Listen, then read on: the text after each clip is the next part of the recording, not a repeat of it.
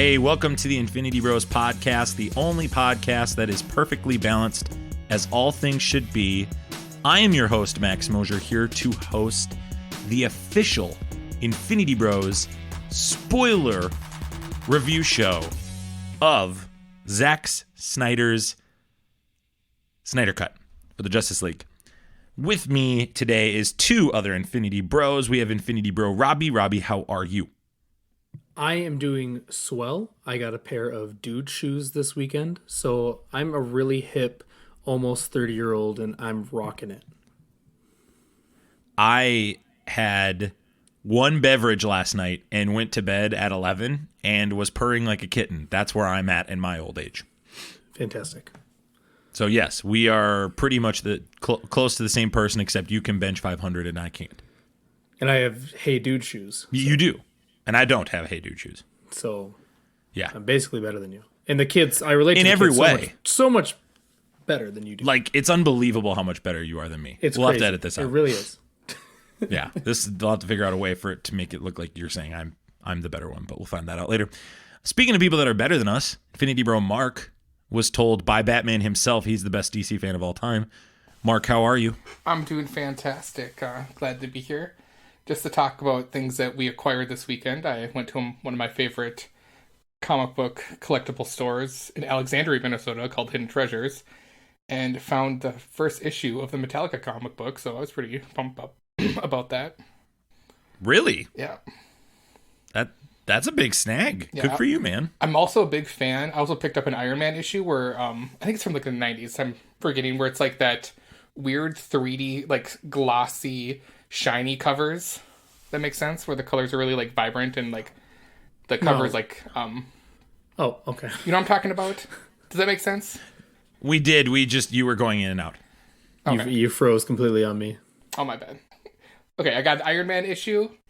And it's like, I think from the mid 90s, where it's like that super vibrant color. It's like 3D almost, where like it bounces, like the cover is not flat, if that makes sense. I don't know. I feel like I'm talking stupid now.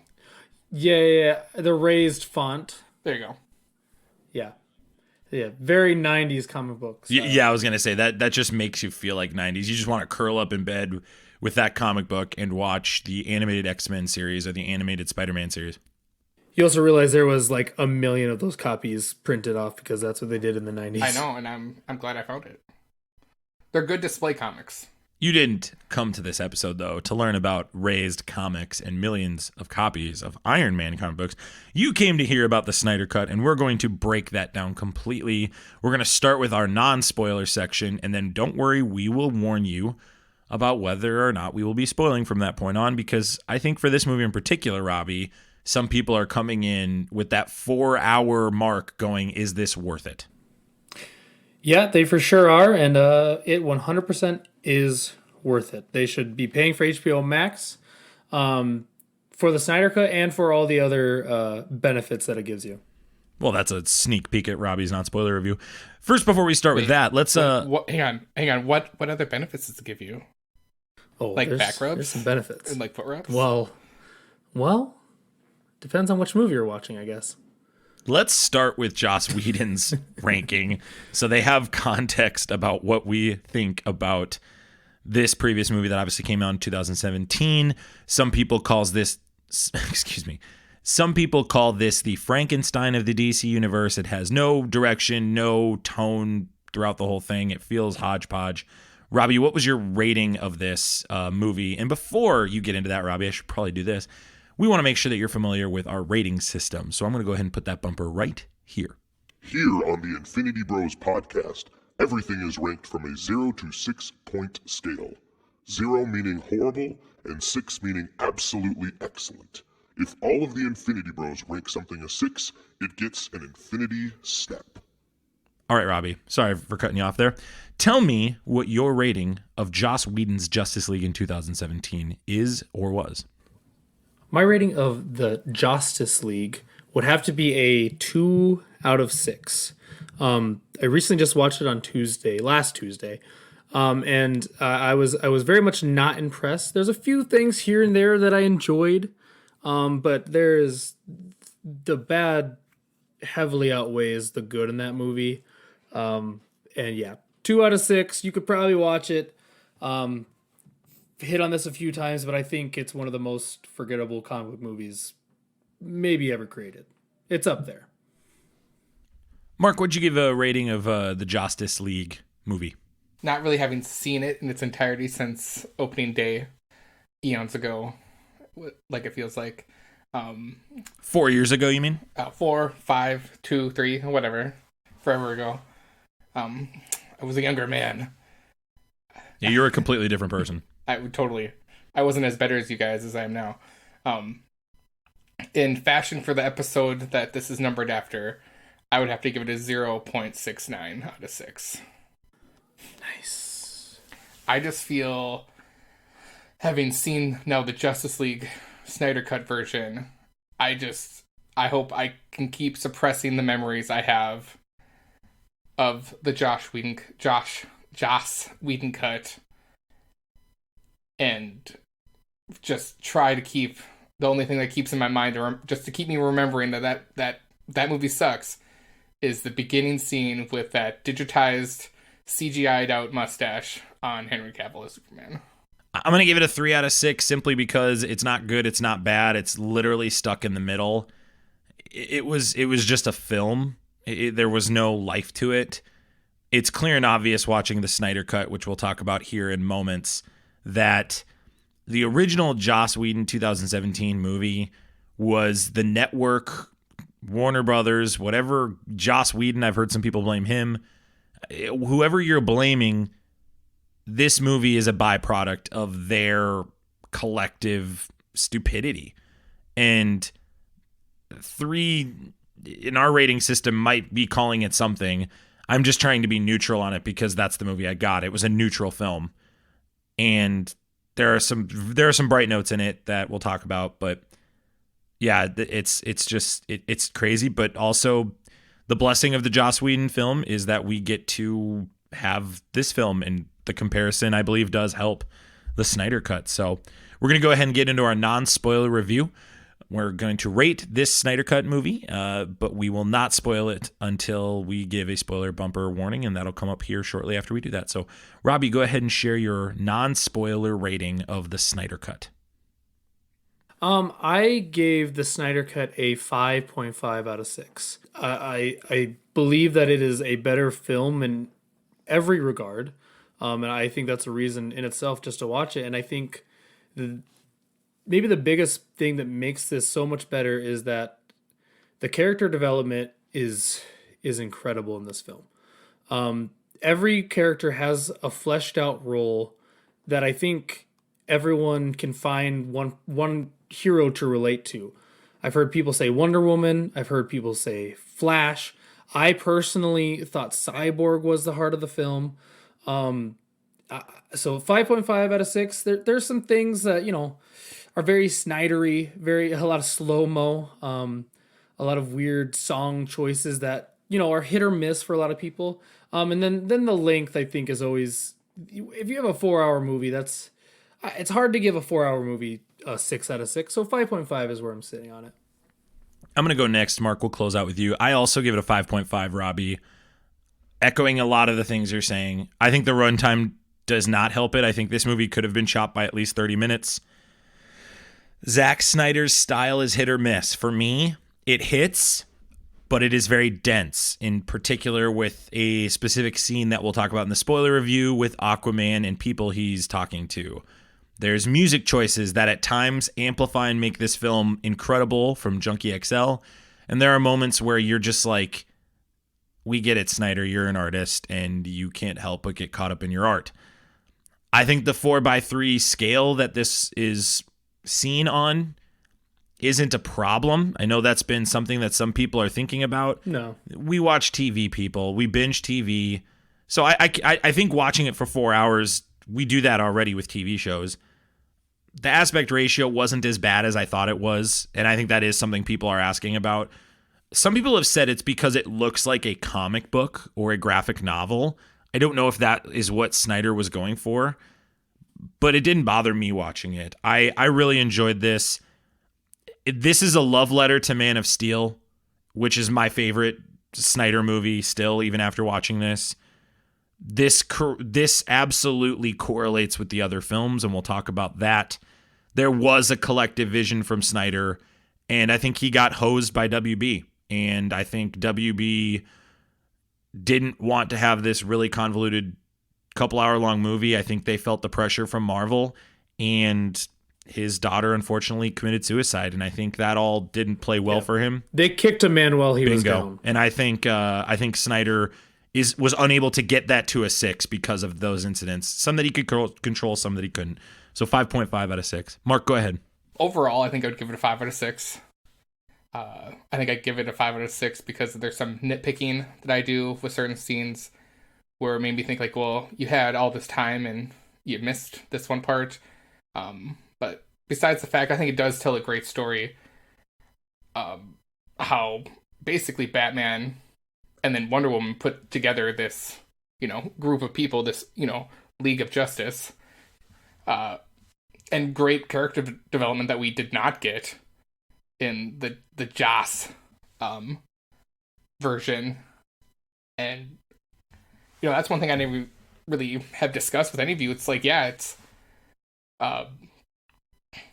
it does seem like WB like rickrolled Zack when he had this tragedy with his child, and they were like, hey, let's just bring in Whedon so he can recreate Avengers, and then he can kind of make it, he can make the forced laughter that really doesn't work in this world.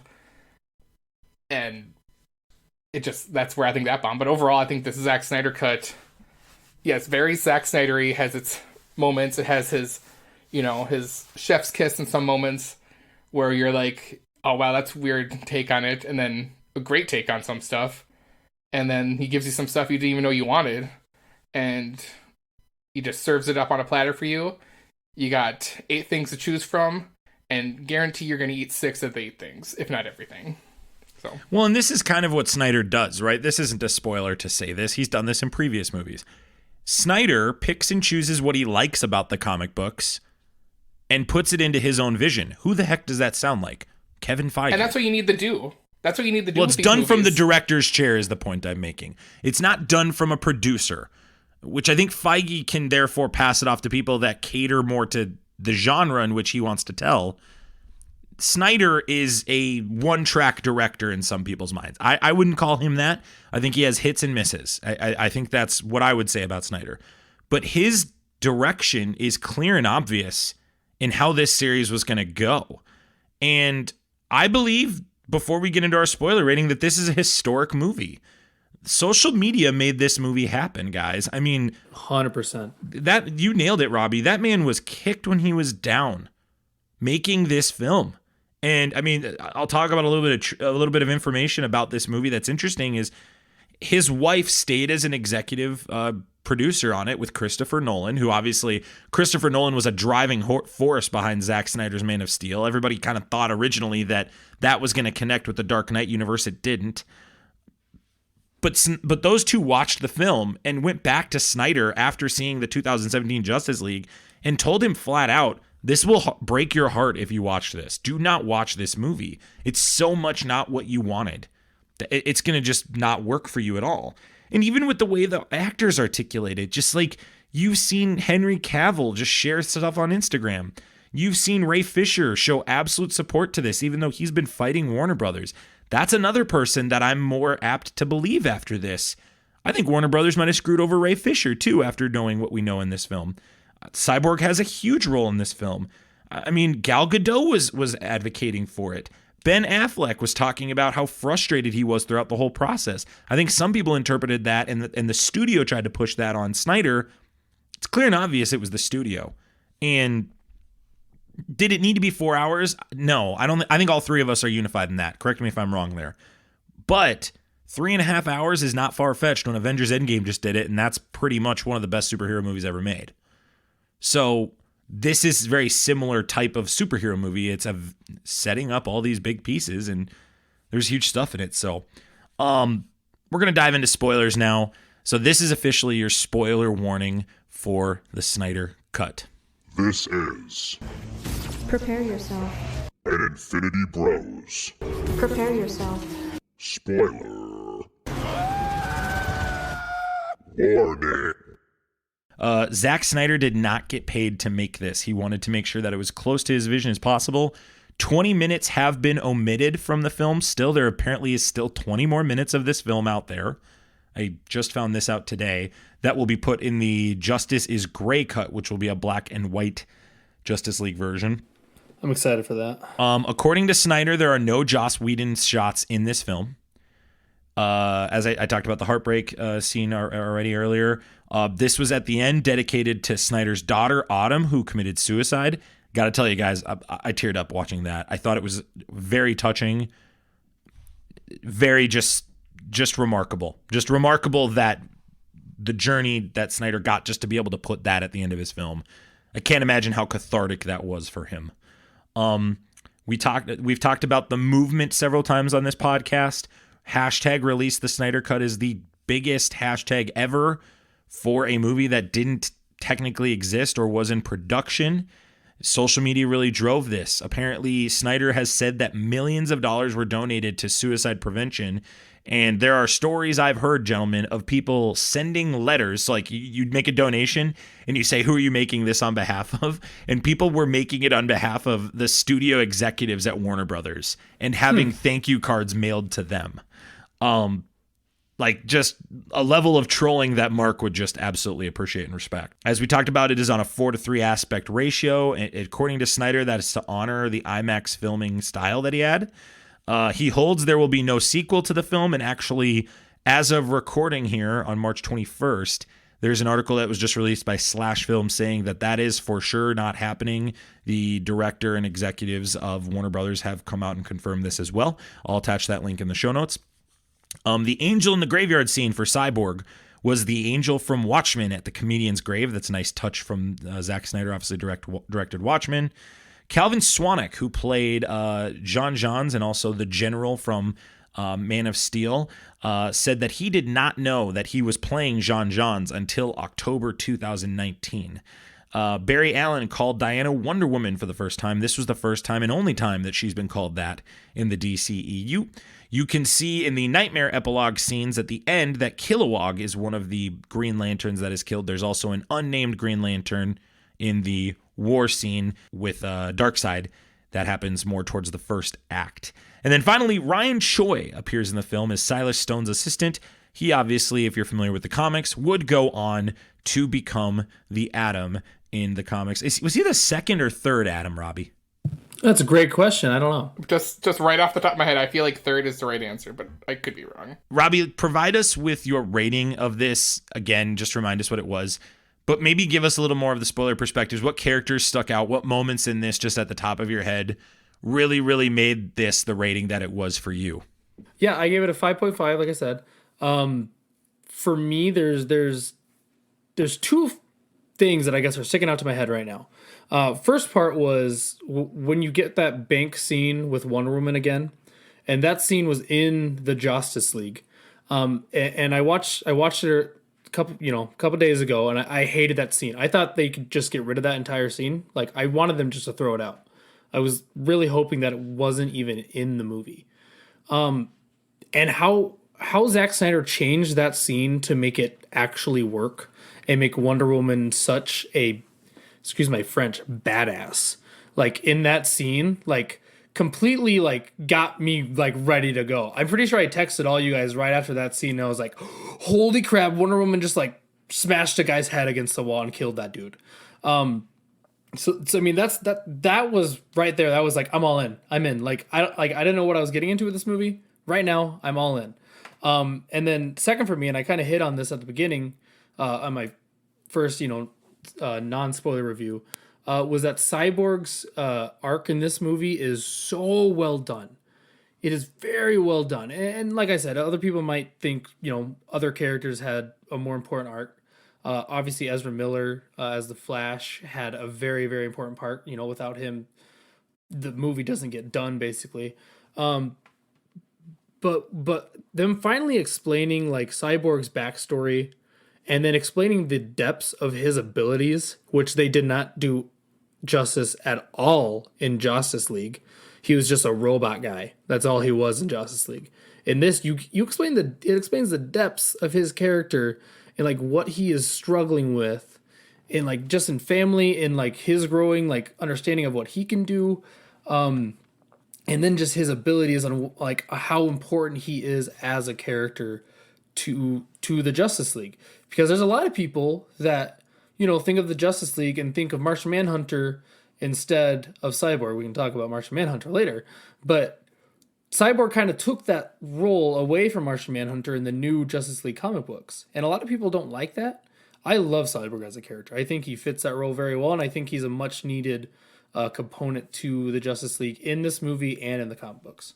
And it caters to a younger audience too, Robbie, because obviously Teen Titans and Teen Titans Go for the DC multiverse, I guess you could call it, is very, very, it has a strong following.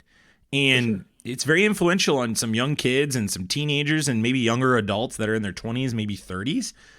I think that was a wise move by Snyder, to be honest, in my opinion. I know originally, Robbie, to add on to that, there were posters for Unite the Seven, right? That was the thought process initially.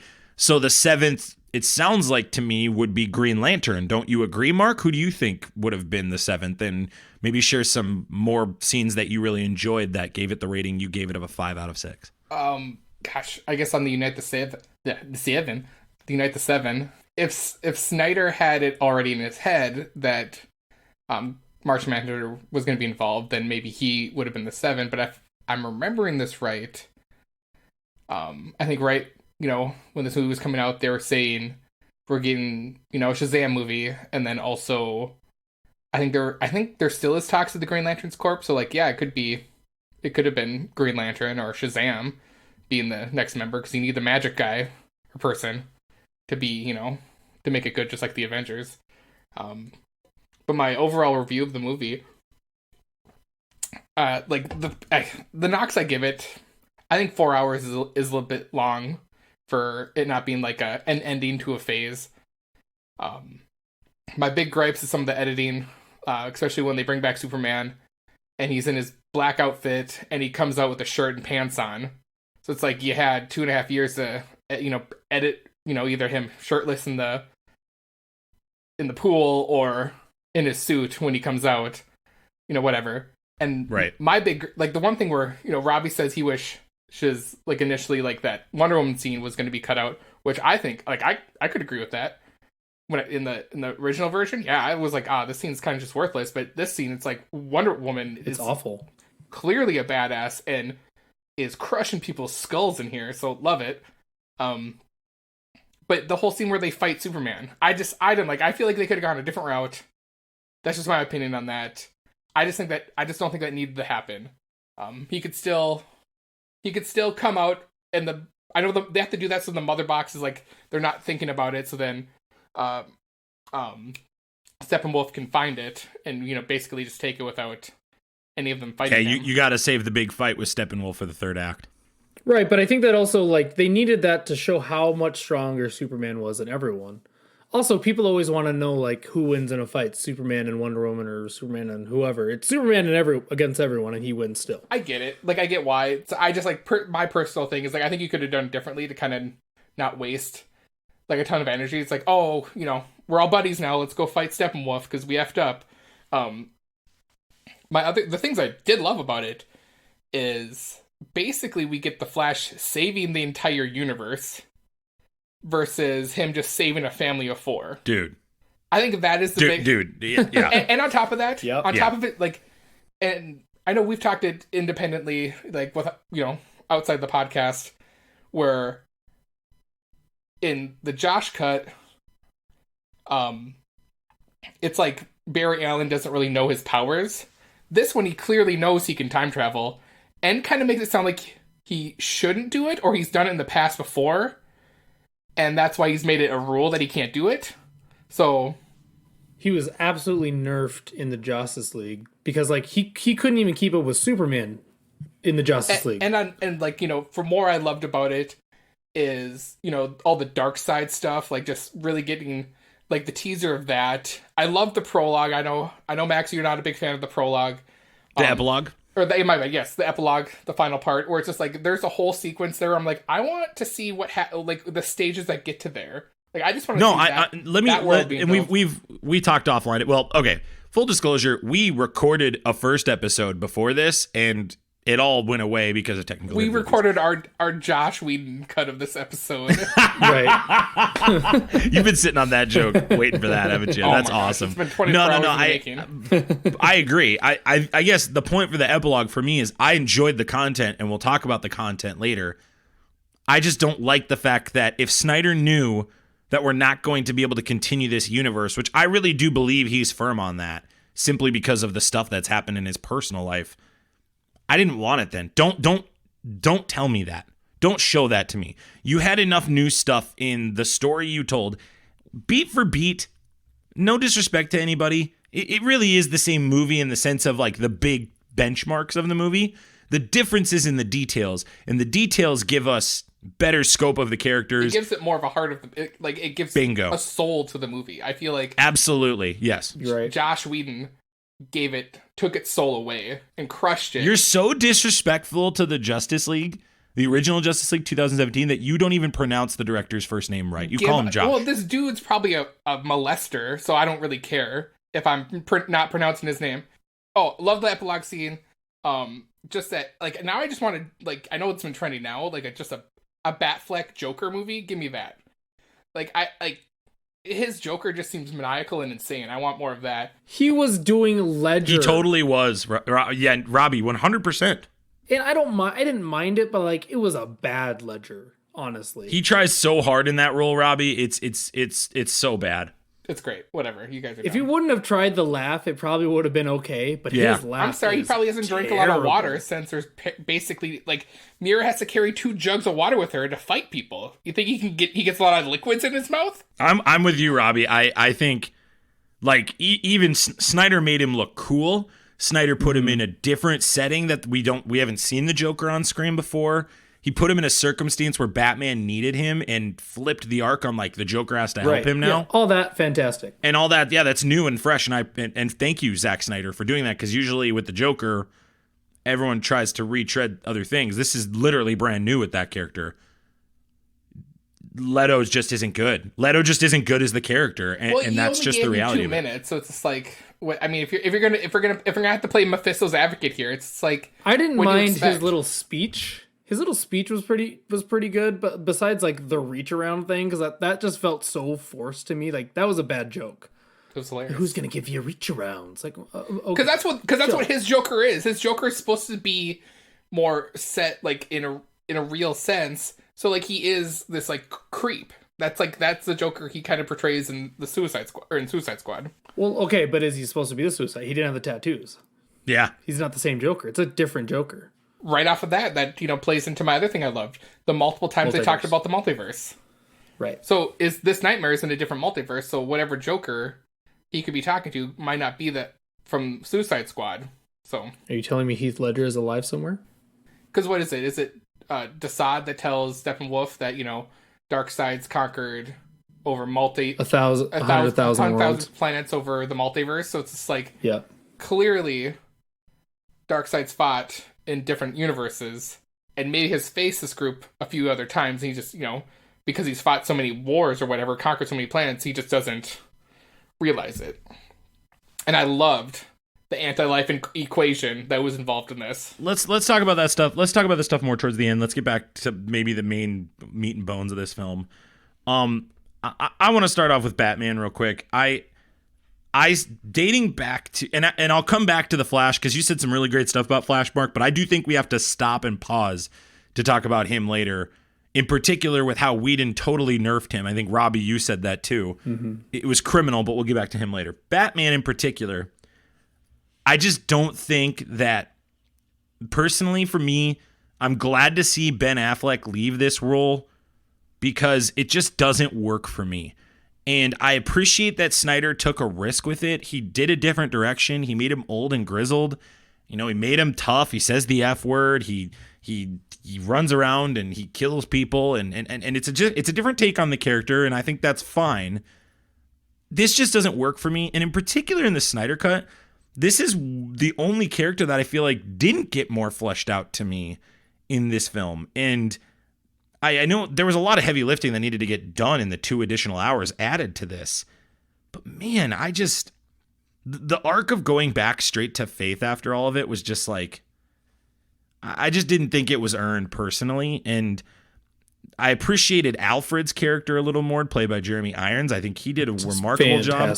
Robbie, I think we said this in the time we recorded before, so I'm going to steal it from you. The other timeline. Yeah, the other timeline in the Joss Whedon Infinity Bros episode. I really enjoyed Alfred's dialogue, of all the king's horses, of all the king's men. Like, you don't, this bull has horns, with the red cape and stuff. Just like, I really appreciate how Snyder and the other writers that were credited on this make these characters literally into gods, and then Batman is this man having a dialogue with literally another old man about should you even be doing what you're doing right now. And I appreciate the dialogue from Alfred. I just don't buy it as much with Affleck, and I didn't really buy it as much in Batman versus Superman, to be honest with you. It was a big weakness for me. How did you guys feel about this as hardcore Batman fans? You guys are way more hardcore about this character than I am. I love Batfleck, so anything you say, it just goes right through my head. I think Ben Affleck's a great actor, and knowing stuff about him, I know he's a big Batman fan, so I just feel like he played it to his best abilities, and I think the reason why we don't get more, like you said, more of his character development in this movie is because I think he's not supposed to be, because we already saw him in, I think Zack Snyder with Batman was like, we saw his parents die twice. We don't need more Batman. I think as the majority, as like the fans know Batman's backstory, so we don't need a whole, like he was like basically in the movie the whole time. He's kind of your main character, so that's why you don't get the super detailed stuff like you get with the Flash or Cyborg in this movie. Yeah, there's not a lot of character development to be done when you're trying to... He's basically Nick Fury. Yeah. Like, there wasn't a whole lot of character development with Nick Fury besides just looking BA. Yeah, but the difference is people aren't going to an Avengers movie to see Nick Fury. They are going to this movie to see Batman. And I'm not necessarily saying that I needed to see him... I didn't need to see him relive his parents dying. That's not what I'm saying. And thank goodness. It was in BVS twice. Right, that's what I'm saying. I didn't need to see it, and I'm glad I didn't see it again twice. I guess I'm more so saying that Batfleck just doesn't work for me, and that's not. I don't even think that's Ben Affleck's fault, Mark. I think that's because Snyder made a vision choice with where Batman would be in this universe, and there's a lot of choices that Snyder makes that are just off kilter from the comics. We're not getting a lot of detail because the movie that was supposed to be developed and made and already put out by now, if everything went, correctly, if Warner Brothers didn't suck at their job at making DC movies because they're terrible. At being the director's studio. Sure. That's their tagline. They say that. They say that they're the director's studio. It's ridiculous. They're full of crap. We were supposed to get a Ben Affleck directed, written Batman movie. Yep. So it's just like, that's where the payoff was going to be for him.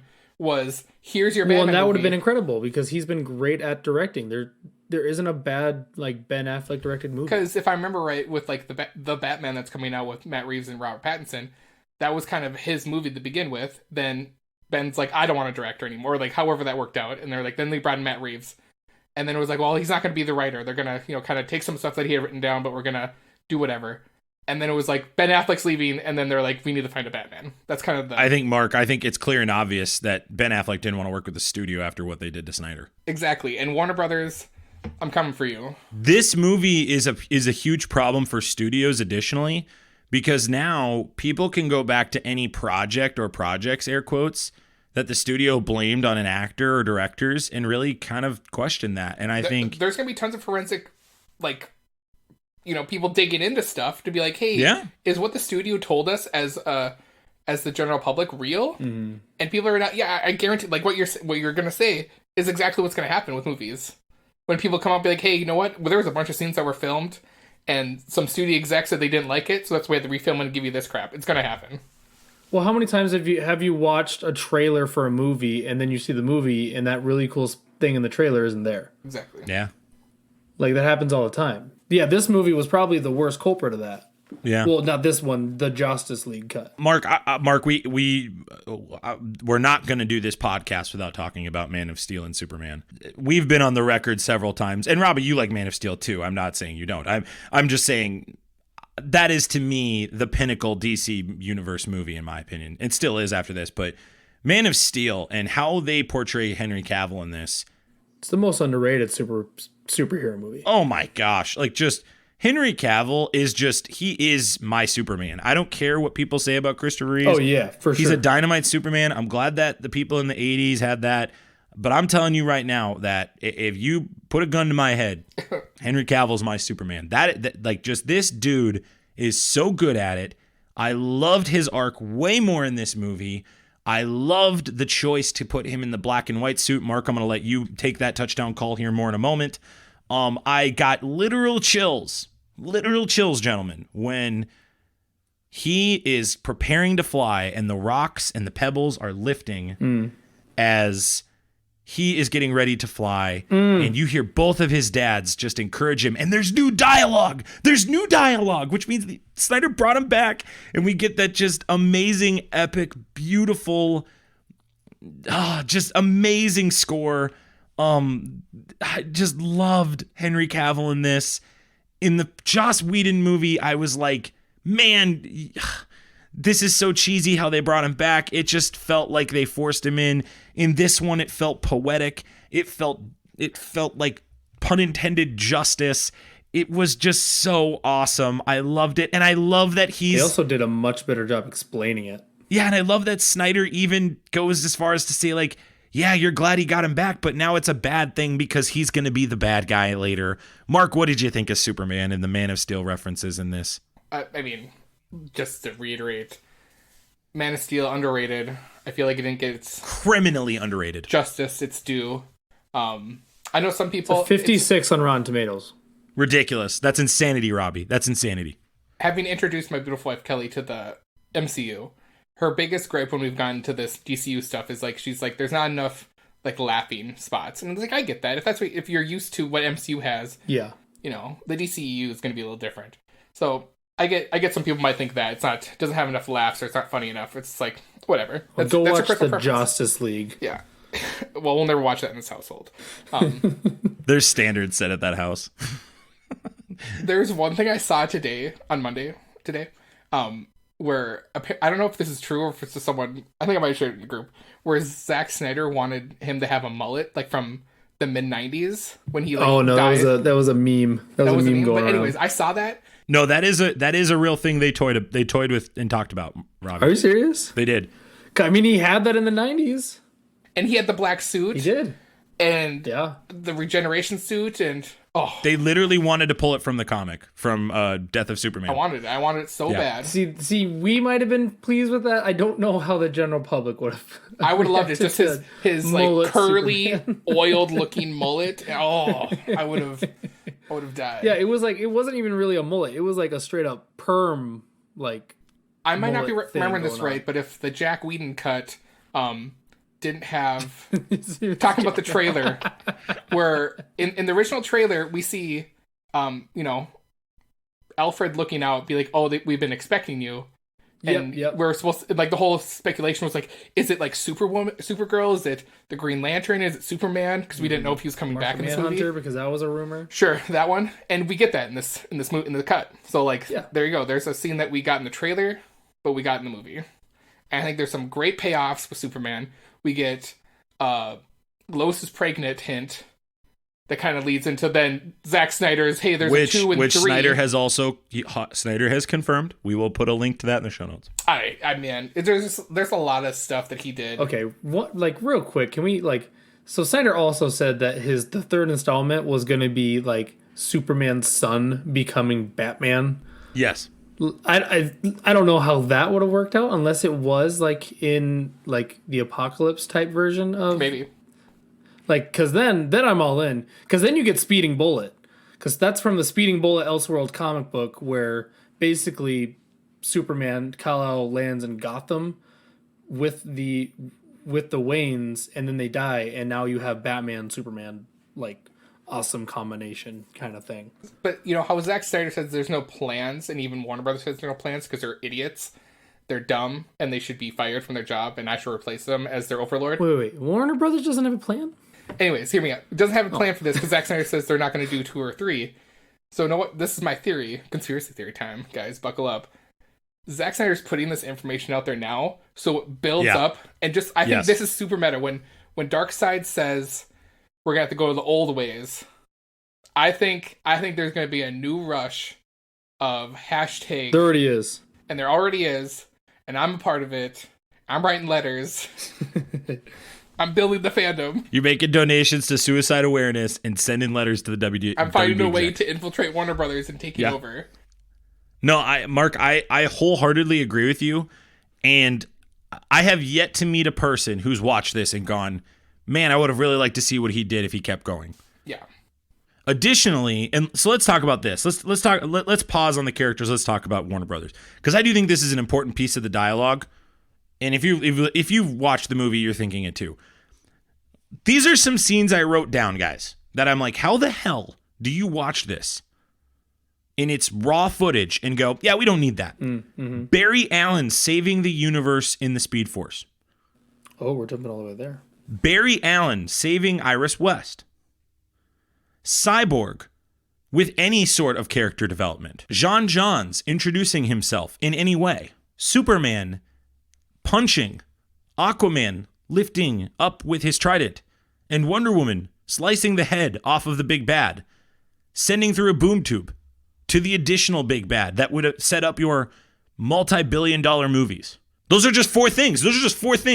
There are more things I'm sure we could pull. But how do those guys watch that? And in particular for me, Mark, the Speed Force scene is amazing. I would argue the Iris West one. We probably didn't need that scene that long, but even just a little glimpse of it, sure. That was a long scene. I rewatched that last night, Flash and I was like, Universe? This does take a while. Yeah, Flash saving the universe. That to me is just like, why that?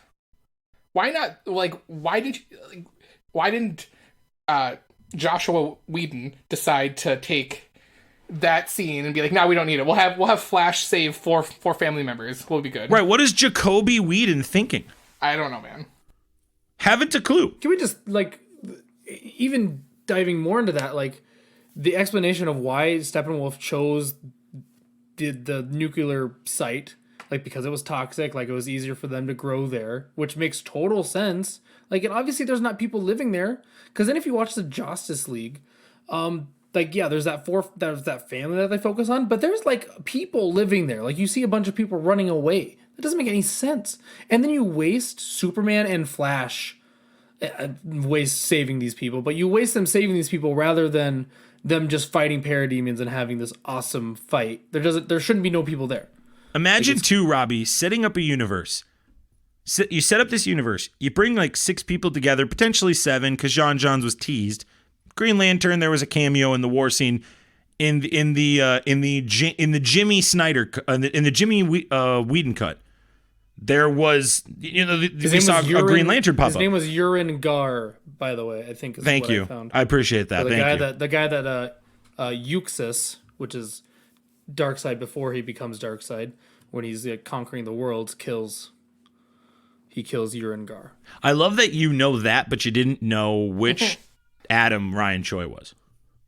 Really, really dig that. Thank you for that. Well, I knew that it wasn't the Darkseid that we knew at the beginning, which is why he gets defeated. Why are you calling him that like a 35-year-old? Like the Darkseid? Because that... I know, but you just like enunciated it like you're an old person. But it's true, because like Darkseid becomes who he is when he gets that, when he's conquering more worlds, he's getting more powerful, just like a Saiyan.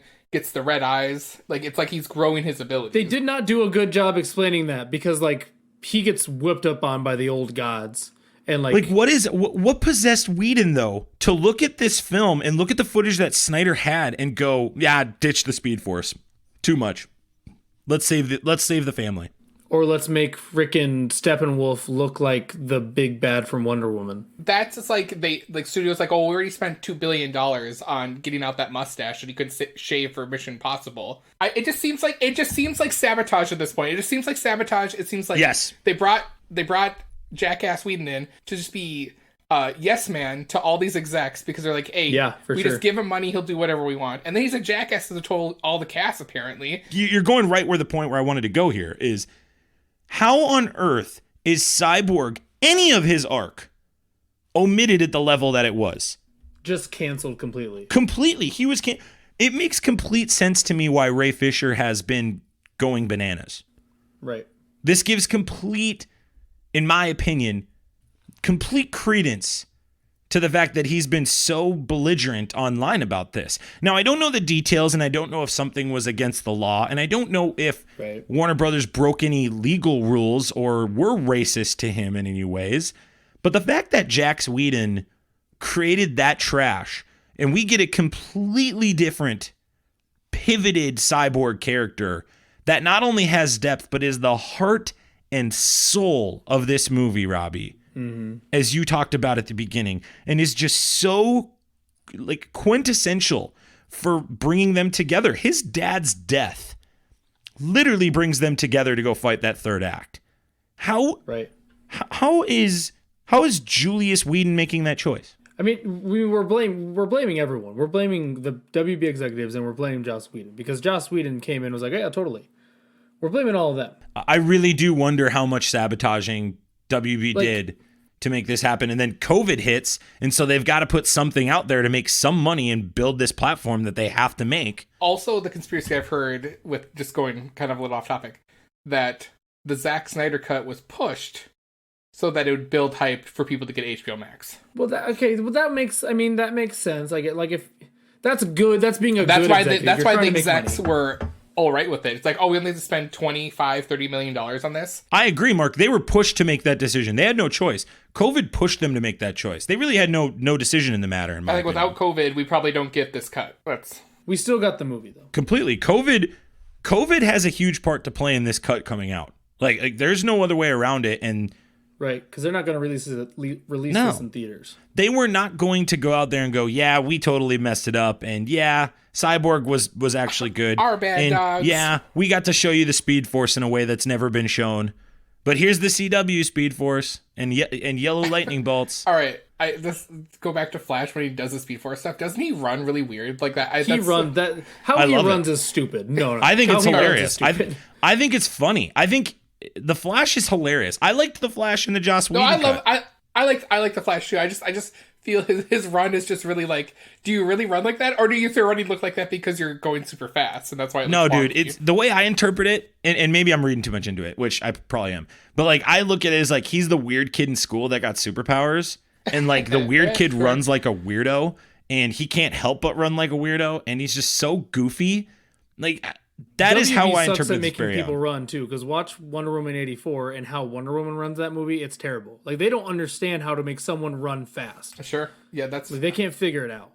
I just think Ezra Miller looks goofy when he runs, and I think it makes it funny, personally. No, let's talk about Wonder Woman in this movie. You want to talk about Wonder Woman? Okay, well, Robbie alluded to the bank scene with Wonder Woman. Here's the thing that really sits out to me is, thank goodness that we got this Wonder Woman, because Wonder Woman 1984 was abysmal. And to get this Wonder Woman and finally get our Wonder Woman back and see the warrior that, in my opinion, should be leading the DC universe. For sure. I would agree with that. This was great. This was so much fun. And it's clear Snyder had a perfect vision for what this character should be. I really like what he did with Themyscira adding on to that. I think Robbie, you said you could cut a little bit of that for the sake of 4 hours, but if you wanted to make it a 3-hour movie, yeah, exactly. That's neither here nor there. I enjoy his interpretation of Themyscira. I like the choices he makes. I like how I like how she goes about herself. I think Gal Gadot is obviously fantastic, nearly perfect for the role. Some people would say Linda Carter's better. For me, it's Gal Gadot. Just like Henry Cavill, she's my Wonder Woman. It's just because of my age. Yeah, that's just you don't need to fight. You don't need to fight that, Max. We understand. I know. I'm just saying, like, she's my Wonder Woman, and I think she was dynamite. And again, I go to her killing Steppenwolf the way she did is just dynamite. The way she murdered like 6 bank robbers the way she did was enough for me. She straight up threw people's heads against the wall. This is like, was this the scene? That was, it wasn't that bloody, right? No, there was none of that. Like she would basically just push them out of the way in the first one. This one, they showed her tossing them into the walls. Yeah, she's paralyzing them. I just can't remember if like it was. Yeah. The one guy that gets his head crushed into the concrete wall, and you see the blood splatter. That dude is not living anymore. Yeah, he's done. He's passed on. And okay, this is really nitpicky, but like with that scene, the explosion in the Justice League version didn't make any sense because they said it would level 4 blocks, and it was like this tiny explosion. In this one, it was really big. This is very nitpicky of me, but like I always hated that in the first one because like that explosion had to be way bigger, and it was in this one. So like that's very nitpicky, but it's something I noticed, and I was happy that they fixed that entire scene. Like brought me into that movie. Yeah, Snyder cares about those details, Robbie. He knows what he's doing. He has that direction and like and in the first one, I'm assuming this wasn't in there, but when she goes to is it Greece when the arrow shot the fire, and she goes down into the caverns and sees, she learns about Darkseid and what happened. Darkseid and that also wasn't the first one, right? If I'm no, she just happened to know about all of that. Okay, she talked to Bruce. They were walking by the lake, remember? And Cyborg was just randomly there listening. Oh my gosh, he wasn't he, Robbie? He was just like being a creep in the corner, standing behind some trees. So it was a bunch of like circumstance stuff that happened in the Jay Whedon one. That scene makes no sense now. Like he was just standing behind the trees and then went back home to check his getting his computer head or whatever. Yeah, Judson Whedon just could not put together any coherency with those kinds of dialogues in his movie, right? Like you just couldn't. Wasn't there this is back to nitpicking? I think what kind of lowered my rating is I think she makes a comment about not fighting or being out or something like that since 100 years or whatever. And it's like, well, we are just been shown that you came out in 1984 to fight. How does no one remember you or the incident where everyone was making wishes and people were dying? 84 messes some things up. Dude, Wonder Woman 1984 sucks. Because same with Bruce, because he has to go back and find her. It's that probably wouldn't have been too hard. Yeah, you would have been like, hey, I know where this woman is because this is pretty big news in 1984. Because Bruce Wayne would have been wishing for his parents back. Yeah. He would have wished for his parents back, then had to give them up. Yep. That's so stupid. As the Batman. Probably because he's so freaking old. Dang it. Now, I dislike 84 even more now. Dude, seriously, Wonder Woman 1984 sucks. It was. I think I evaluated it as 3. It's probably down to a 2.5 to a 2 because it doesn't make sense at all if you add in this movie. It's so painful. This is the universe that I am in on. That's my line. It's Man of Steel, BVS, and the Snyder Cut. I think first Wonder Woman is part of that. I think Aquaman is part of that, and I think Shazam is part of that. Well, Aquaman comes after. Right, but I'm saying that's the line, in my opinion. Right. And we haven't gotten to Nightmare yet because Shazam and Aquaman happened afterwards. That's how I look at it. And Birds of Prey. Yeah, Shazam and Aquaman, you're right. And Birds of Prey. Birds of Prey blows. That movie also sucks. The star of Birds of Prey is an egg sandwich. It was a dang good looking egg sandwich. Did you not see Ian McGregor as Black Mask in that? Because I feel like did you miss that? Nah, it didn't do much for me. Well, not a lot does. So, yeah. Hello there. Yeah, thank you.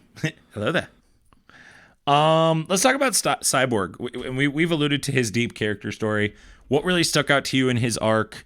And I mean, do we want to see Ray Fisher back in this role? I think there's no way that happens again. I think we're more likely to see Snyder come back than Ray Fisher. Probably at this point. And it's probably more of a legal thing. If all the legal stuff wasn't going on, if the Snyder came out before any of that stuff happened, you'd probably get him back. Because WB probably goes no, we're good. We'll make this work, kind of thing. But now it's so far gone that I couldn't see either party wanting to work with each other. All right, to deep dive, you can either take this as a nitpicking, or you can take this as a deep cut conspiracy with Cyborg as a character. So, Cyborg gets his powers from the mother box, right? Mm-hmm. Okay. The scene where Superman, becomes alive again, Cyborg's I can't control my defenses, blah, blah, blah. Mm-hmm. It doesn't happen when Steppenwolf sneaks up behind him. So his cyborg body doesn't recognize. But he was trying to get into the mother box as well. But he was also, trying. He's using literally his entire power trying to get into the mother boxes.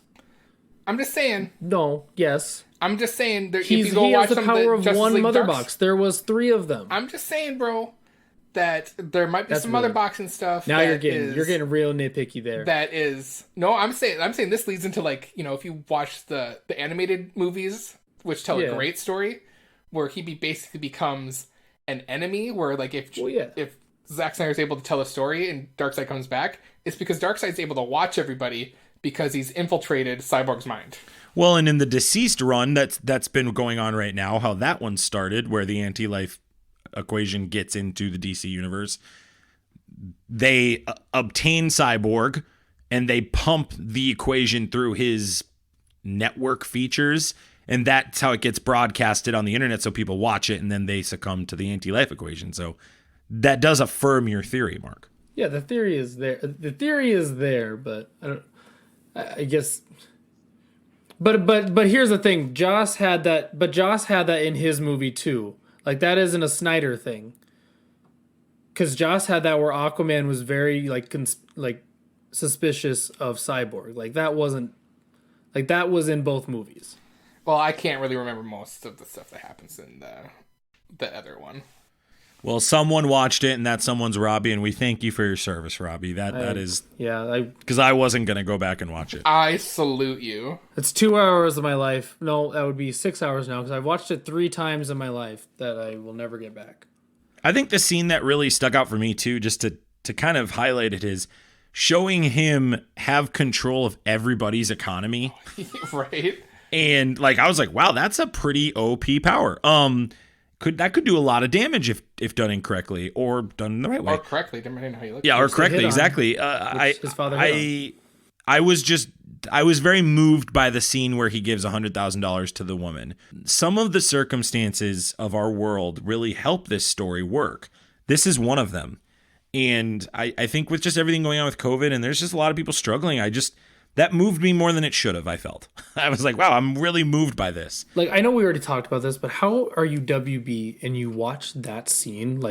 His father's whole dialogue over the tape recorder. And he breaks the recorder before he gets to his father's. But you watch the whole scene, explaining Cyborg's power, and you're just like, nah, people will get it. He's a robot. It's fine. Well, even the character arc with Silas. How do you pretty much omit everything with Silas? Yeah, Silas is just this good father at the end of Justice League. They're together, working on their armor or whatever.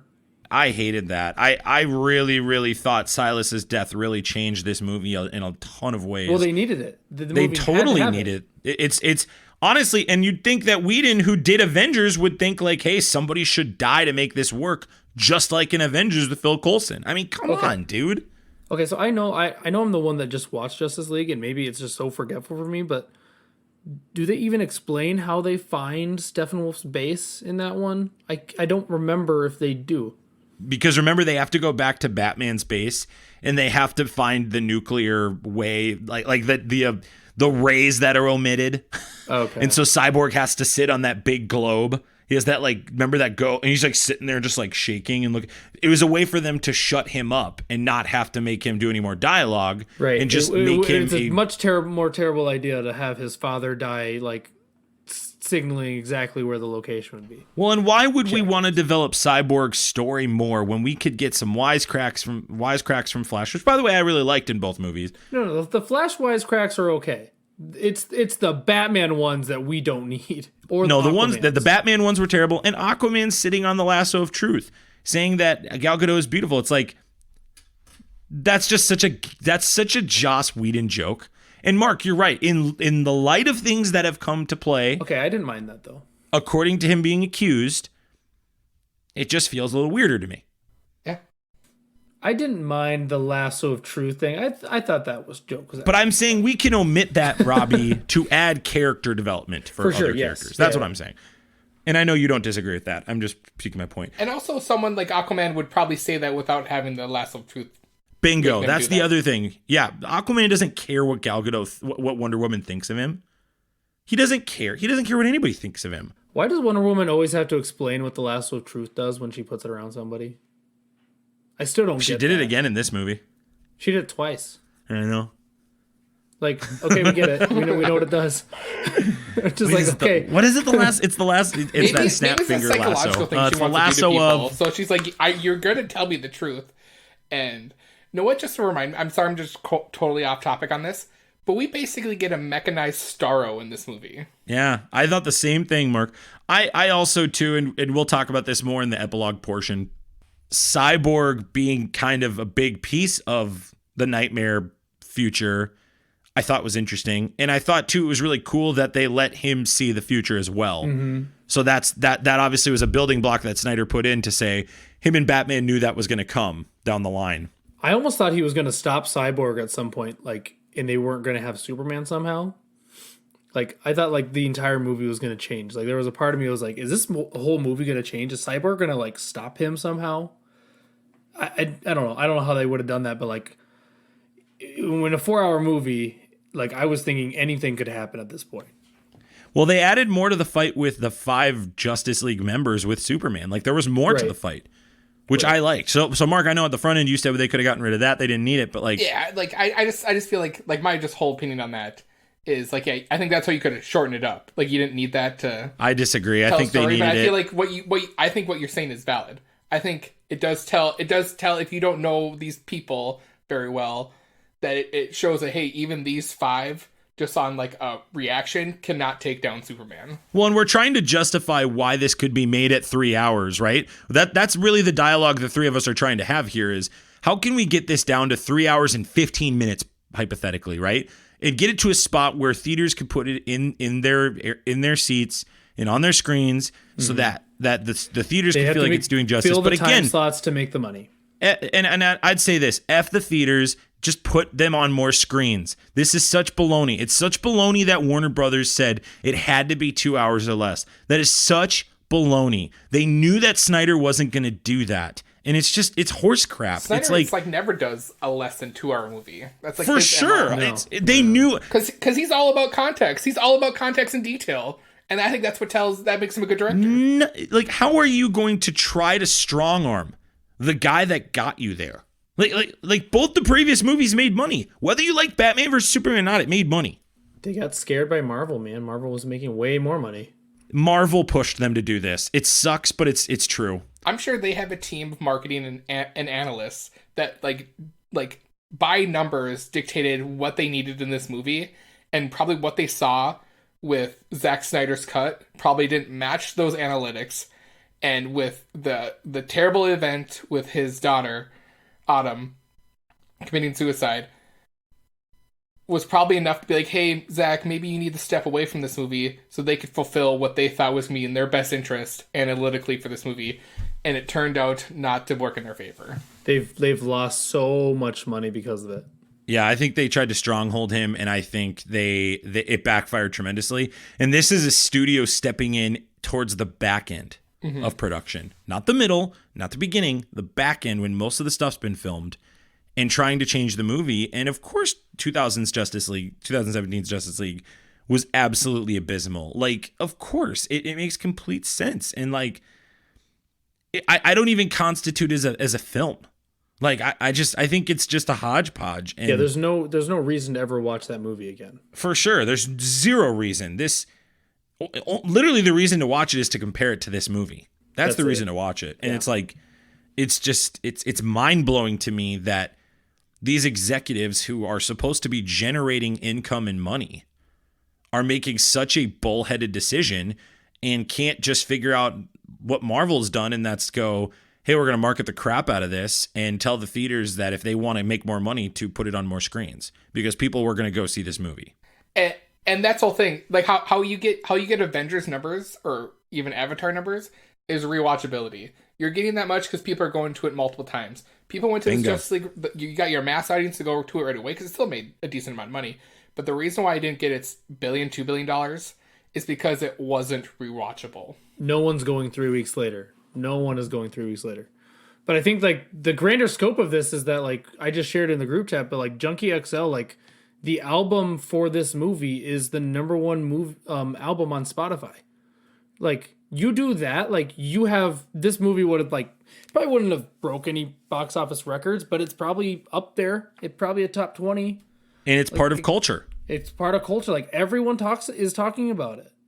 And I've seen maybe one or two people that, like, still are just like, it didn't need to happen. Well, shut up. It didn't need to happen. This movie, in any respect that you're watching it, is better than the Justice League. And on top of this, talking about doing the right thing, like, we can talk about, like, the movie making money, but no one makes you the sweeter money? Toys. You go look at all these Justice League toys coming out, pretty much all the pre-orders are already sold out for a majority of the toys. I tried to buy the Funko Pop set that comes with Darkseid, and it's gone. Like, I can't get it. Like, and then there's shirts. The Mattel already has an entire line with Black Suit Superman making this, and it's a Build-A-Figure where they make the good-looking Steppenwolf, which is another thing that we can talk about. But it's like, yeah, the fact that they're now making toys and, like, shirts and all that for a movie that had to be redone and re-released, like, it's mind-blowing. Like, culturally, that, like, Twitter basically made this movie happen, and then, you know, COVID came in and, like, they had to release something that's, you know, it's all here and there, I guess.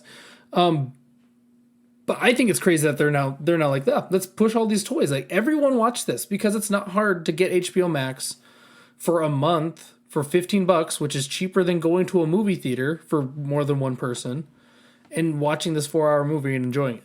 Let's not act like people are above sitting and watching something for 4 hours. Right. That is the most ridiculous argument about this. Did I feel it was too long? Sure. But the idea that you're not going to sit down and watch it because it's 4 hours long, or that you can't go, you know, I'll take 2 hours one day and 2 hours the next day and do it, baloney. People binge watch TV all the frickin' time. It could have been done. Every night you're binge watching for 5 hours some shows. I watched the first hour right when I got up, watched a half an hour during lunch, and then finished the rest when I was done with work. That's what I did. It made your day. It was a day-long thing. And I was fine with that.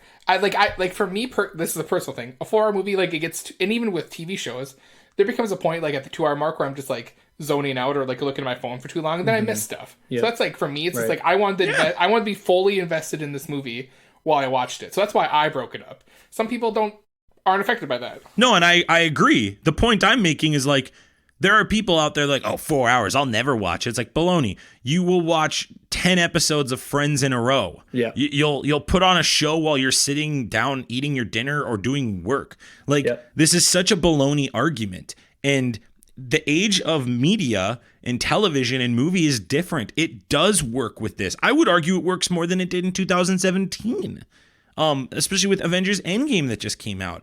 I mean, just like, that was the part that doesn't...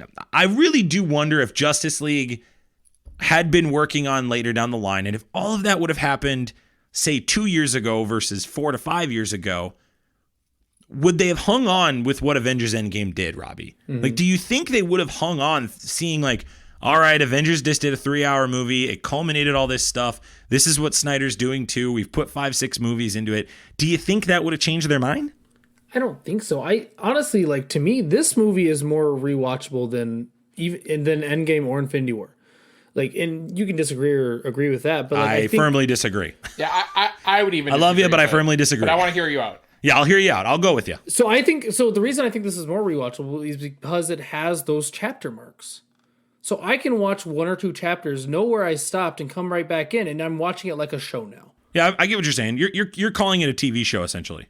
Basically, which is what when we previously talked about this, is what we thought it should have been done. It should have been 6 like 45-minute episodes or whatever the breakdown would have been. See, I think I would disagree with you on that aspect, because I don't think there were plot points or points you could really end on a cliffhanger to make you excited for the next week if they dropped it like that. Well, now after watching it, yeah, they couldn't have done it like that. Sure. So it does make sense that they released it as a movie, but like the ability to stop it at one point and be like, okay, I stopped at chapter 2 or chapter 3. I can come back tomorrow, or I'm really busy tomorrow, but I can come back the next day and watch just from chapter 3. Like, for me, when I think about watching a long movie, like when I think about watching Lord of the Rings, like I have to I don't want to break up Lord of the Rings. Like when I watch like the two towers or whatever. Like I want to watch the entire thing all 3 hours. Same with like Endgame, which is why it's really hard to like talk myself. And this is maybe it's just me, but it's hard to talk myself into watching a 3 hour movie and committing to it for 3 hours. Where I think about this now, and like I watched until chapter 3 last night, and I'm like, I can just come back at chapter 3 tomorrow or today, which is probably what I'll do after we're done. Like, and it personally, like for me, it works better, and like maybe that's not everyone's case, but I think that gives it the availability for rewatchability.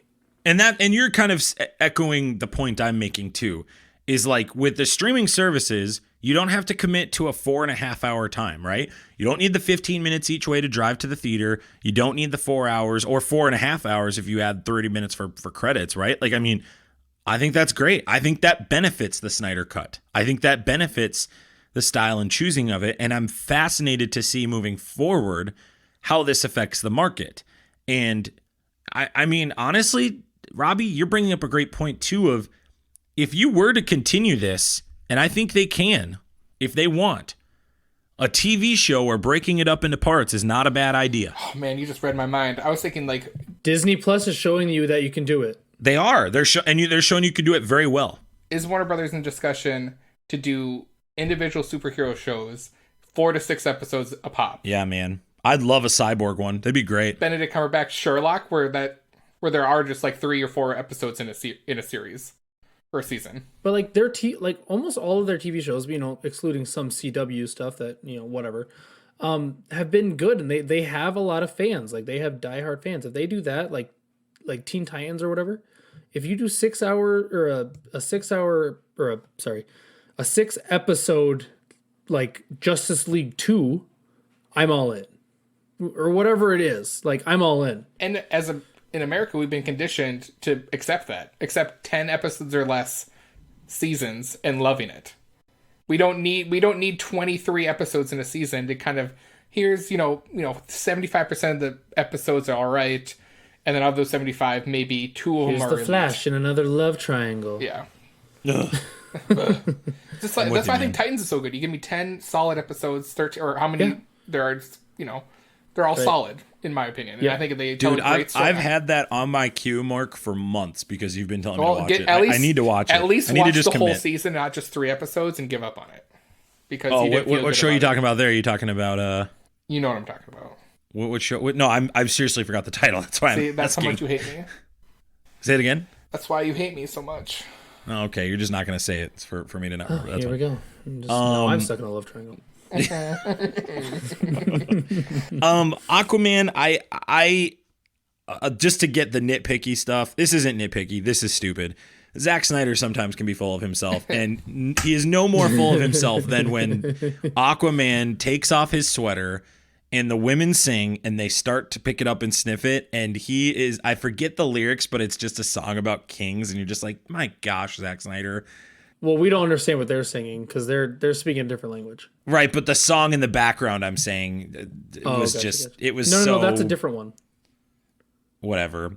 That's when he's then leaving again, and he that's when he saves the guy from a boat. Oh, goes and gets some whiskey and throws it into the water, which, if you want to be real nitpicky, is 100% against Aquaman as a character. But that's just Snyder's vision with the character, honestly, though. But Max, are you telling me if you watched Aquaman throw his shirt onto the beach, and he went, you're not going to go grab that sweater and maybe smell it? You're just going to just leave it there on the beach? Jason Momoa was wearing that thing, he just threw it down. You have no curiosity what Aquaman just general scent is? That's my sweater now, and I'm never washing it. 10 times out of 10, I'm not smelling the sweater. There's Max looking at Robbie and Mark fight for this sweater, rolling his eyes, being pathetic, and walking back to his hut. No, I want to smell it. No, I mean, I really liked Aquaman. I like that he was more grizzled in this. I enjoyed even the fighting. He was just more aggressive and berserker-like, and I really, really enjoyed that. Jason Momoa is fine, is really good as Aquaman. I've always caught what Snyder was trying to do with him playing the character, and I've appreciated it, and I've been okay with it. yeah, he says, yeah, man, and talks like that a little bit sometimes, but I'm cool That's with just it. him Like, as a person. right, exactly. That's who Jason Momoa is, right? So Right. I'm fine with it. It's neither here nor there with that. Aquaman, to me, in this movie was like, yeah, he was in it. His character arc, sure, we get Mera a little more, we get Volko a little more. Okay, but we need to talk about Mira, though. Yeah, we'll talk my about Mera comments later. about Batman, where it's like he didn't really get a lot of development because he was supposed to have his movie. I think you get the same thing with Aquaman because he did get his movie, and I think that's why you just get a taste of him because they knew they were going to make a movie of him. Well, it makes so much more sense now because you have Volko there, who then you see in Aquaman. Like, it makes more sense now. It's weird seeing it now because we already know what happens, but yeah. Yeah, at the time it would have been mysterious, and it does definitely enhance your future viewing of Aquaman if you want to go back and rewatch it. I think, sure. And so I don't think there's a ton to say about Jason Momoa's rendition of this character in that sense. One thing we didn't touch on with The Flash that I wanted to touch on was I appreciated, like, I did not, the one thing I wish that Snyder would have kept from Joss was when the Flash writes on the guy at the jail scene. I think that scene's hilarious. I think it encompasses him as a character, and it shows off his... That actually hit as a joke. A lot of Joss's didn't hit. That one hit as a joke. I understand why Snyder didn't keep it, because he's like, that's Joss's joke. But for me, I would have liked that joke to add on to the jail scene. I got to tell you guys, the story with his dad was very, very small, but very, very impactful. And just like Isaac has said on this podcast, and Robbie, maybe you could add to this, for whatever reason, now that I'm a dad of two, dad stuff just hits me a little harder than it did. And just when Barry's running and he's talking about his dad, I'm like, my gosh, I am tearing up. I just really, really, really enjoyed that. Flash is my favorite character of both of these movies, the Jagger Whedon cut and this Snyder cut. I really love Ezra Miller's rendition. Mark, I'm pumped for his movie. I'm so pumped for it. I'm ready. Day one. I cannot wait. You're saying that, but I forget the actor's name, but isn't Dr. Manhattan being replaced or left the Flash movie? But yes, I am. I hope not, but I want him to stay. I hope not. But I really hope they do some Flashpoint Paradox-esque thing, because especially they're going to have Michael Keaton as Batman. They have to kind of do that. I think the whole goal for this Flash movie is this breaking open the multiverse, and hopefully maybe they have a plan, which is WB's only way to get this back. And maybe their whole plan is it Kingdom Come, or why am I blanking on the series? They did it in the Flash, the Arrowverse, where basically you bring all the universes into one. Oh, Crisis on Infinite Earths. There you go. In Crisis on Infinite Earths. Yes, that's what I'm thinking of. That'd be cool if they did something like that, or like a Kingdom Come, or like a JLA All Stars. I don't know. I'm all pumped. I think this is why I need to be leading the pact at Warner Brothers, because I would give you guys the content we all deserve.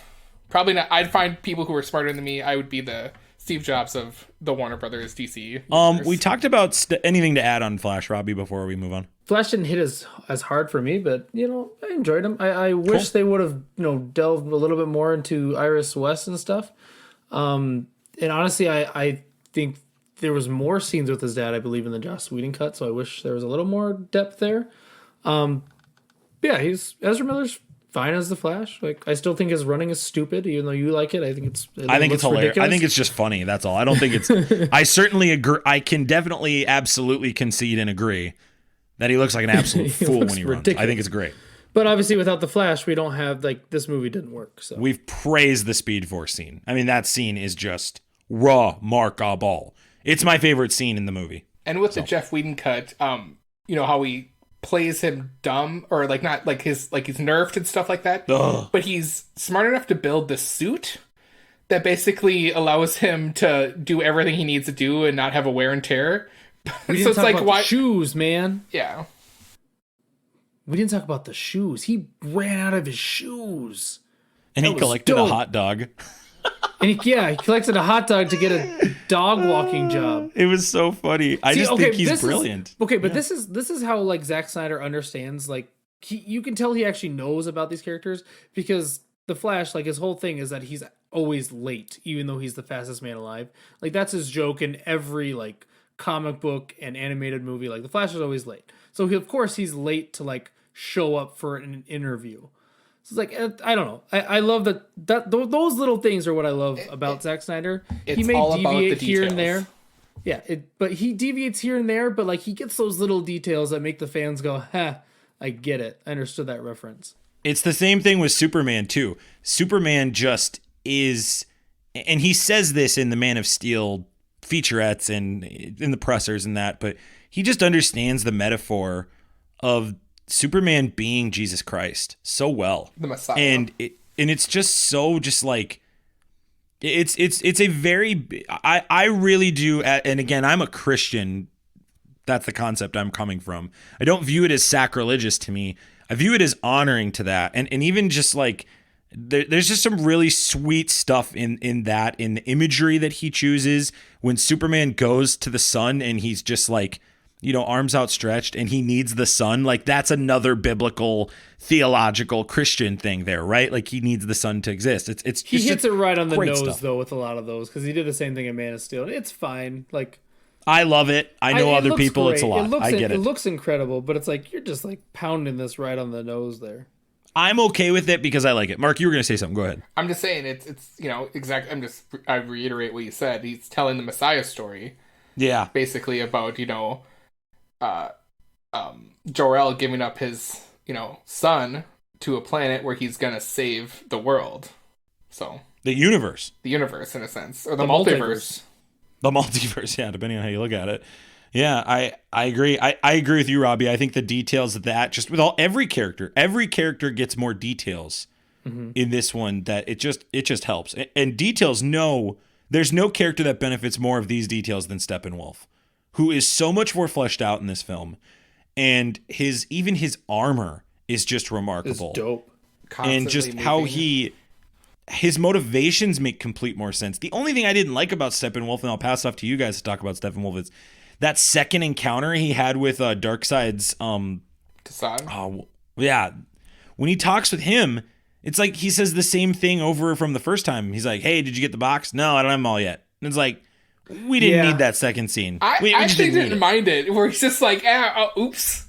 I don't have it. It was just like it was totally unnecessary. If you're cutting anything, that's sure. Yeah, in my opinion, that's the very first thing to cut. You're not cutting the girl sniffing the sweater. That's not your first. No. Girl sniffing sweater second because of CGI. Oh. Because of CGI. Oh, okay. And I think that's a fair argument. The sniffing sweater thing, you guys you really liked it. So like, I would like to keep that second on the list because, for you guys. Details for Zack Snyder knows that girls love Jason Momoa. Details. Women like sniffing Aquaman. Well, Jason Momoa. Boy, put that as a quote in a future thing we do on a TikTok or something. Clip this, Isaac. If you're listening right now, pause, rewind 15 seconds, clip that. All right. Anything to add on Steppenwolf? I thought he got a way better characters told in the Zack Snyder cut with him. Like, you know, can we talk about how to redeem terrible himself he with looked? Darkseid. Yeah. Can we talk about how terrible he looked in Joss Whedon's cut? Like, he looks abysmal, Robbie. Oh my gosh! When you've seen this, I haven't seen the side by sides my God. until like the other day, and I was just like, oh my gosh! Like, did we really was there an original vision with Zack Snyder with how he wanted Steppenwolf to look? And yeah, because we got Warner Brothers execs say like, we don't want to spend money on this because we already spent money on the mustache. We can't spend more money. But remember in BVS that when Lex Luthor goes into that pit thing, like that's how he looks. He's all scaled up. Like they know how he looks. They know how he should look. And then we got whatever Joss did, which was just take the Ares skin and make it red. Like yeah, it was awful. Dude, Jerry Whedon totally messed this up. I mean, like again, this is another thing to me. Like, how do you look at that and then look at what Snyder was doing and go, yeah, let's stick with that? I just don't understand. I don't get it. I'm this is to me where I go, this has to be Warner Brothers, right? Just for comparison, I want to see what Joss Whedon's Darkseid looks like. We talked about him. Were you pumped to see him in this, specifically with the big war scene?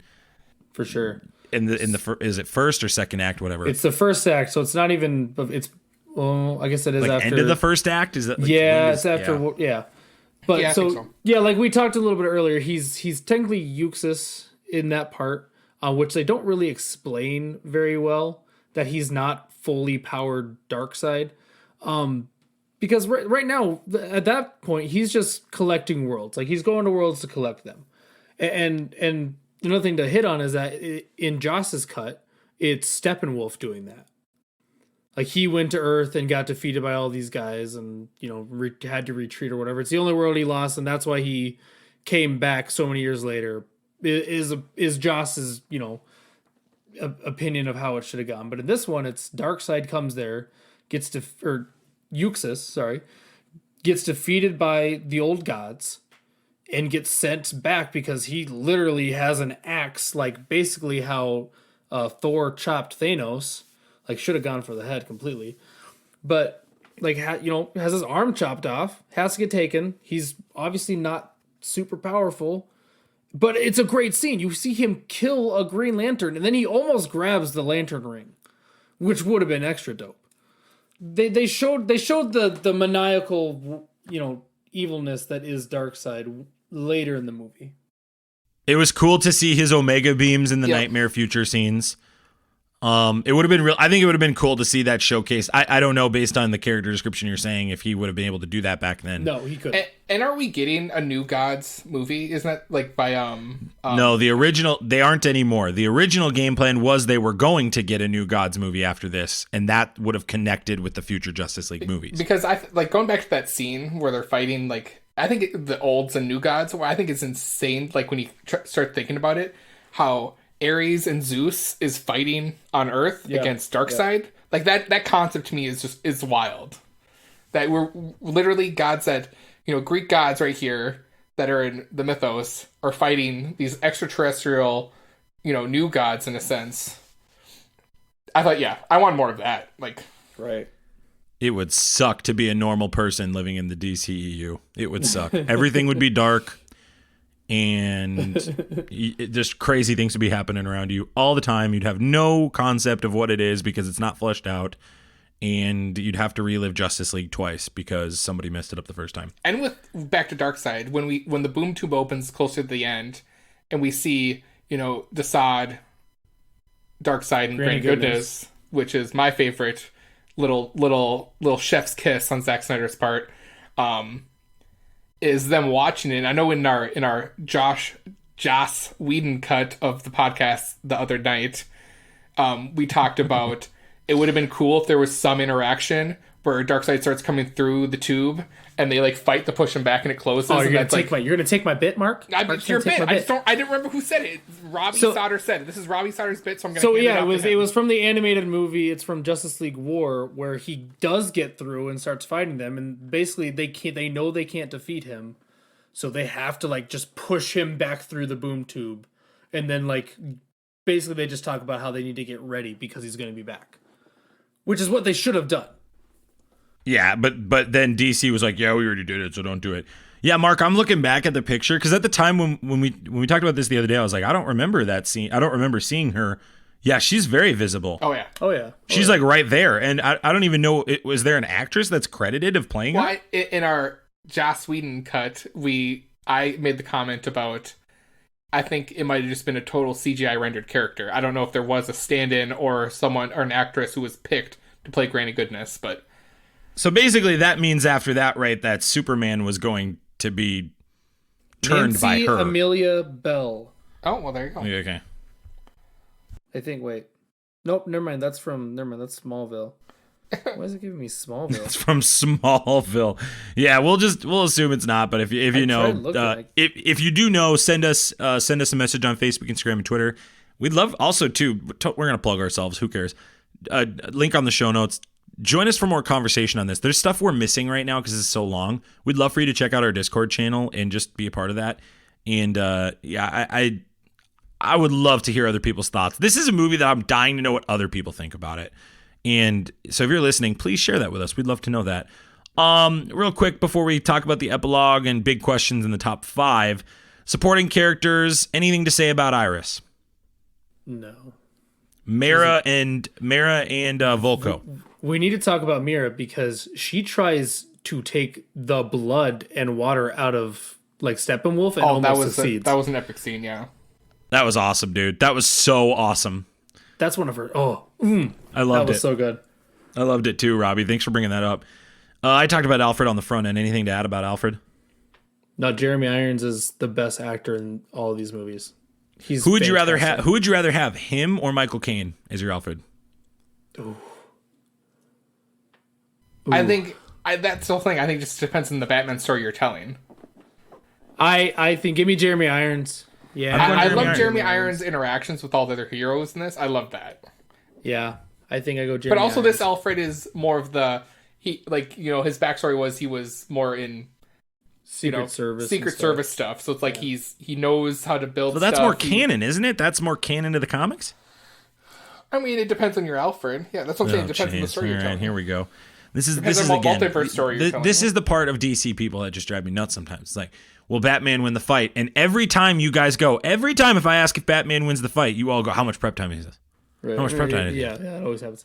If Zane was here, he could tell you for sure because he's the third biggest DC fan. Well, and Zane also has really fast internet to get to Google on his cell phone. That is fair. So yeah, he's got that. Lois Lane. Satellites.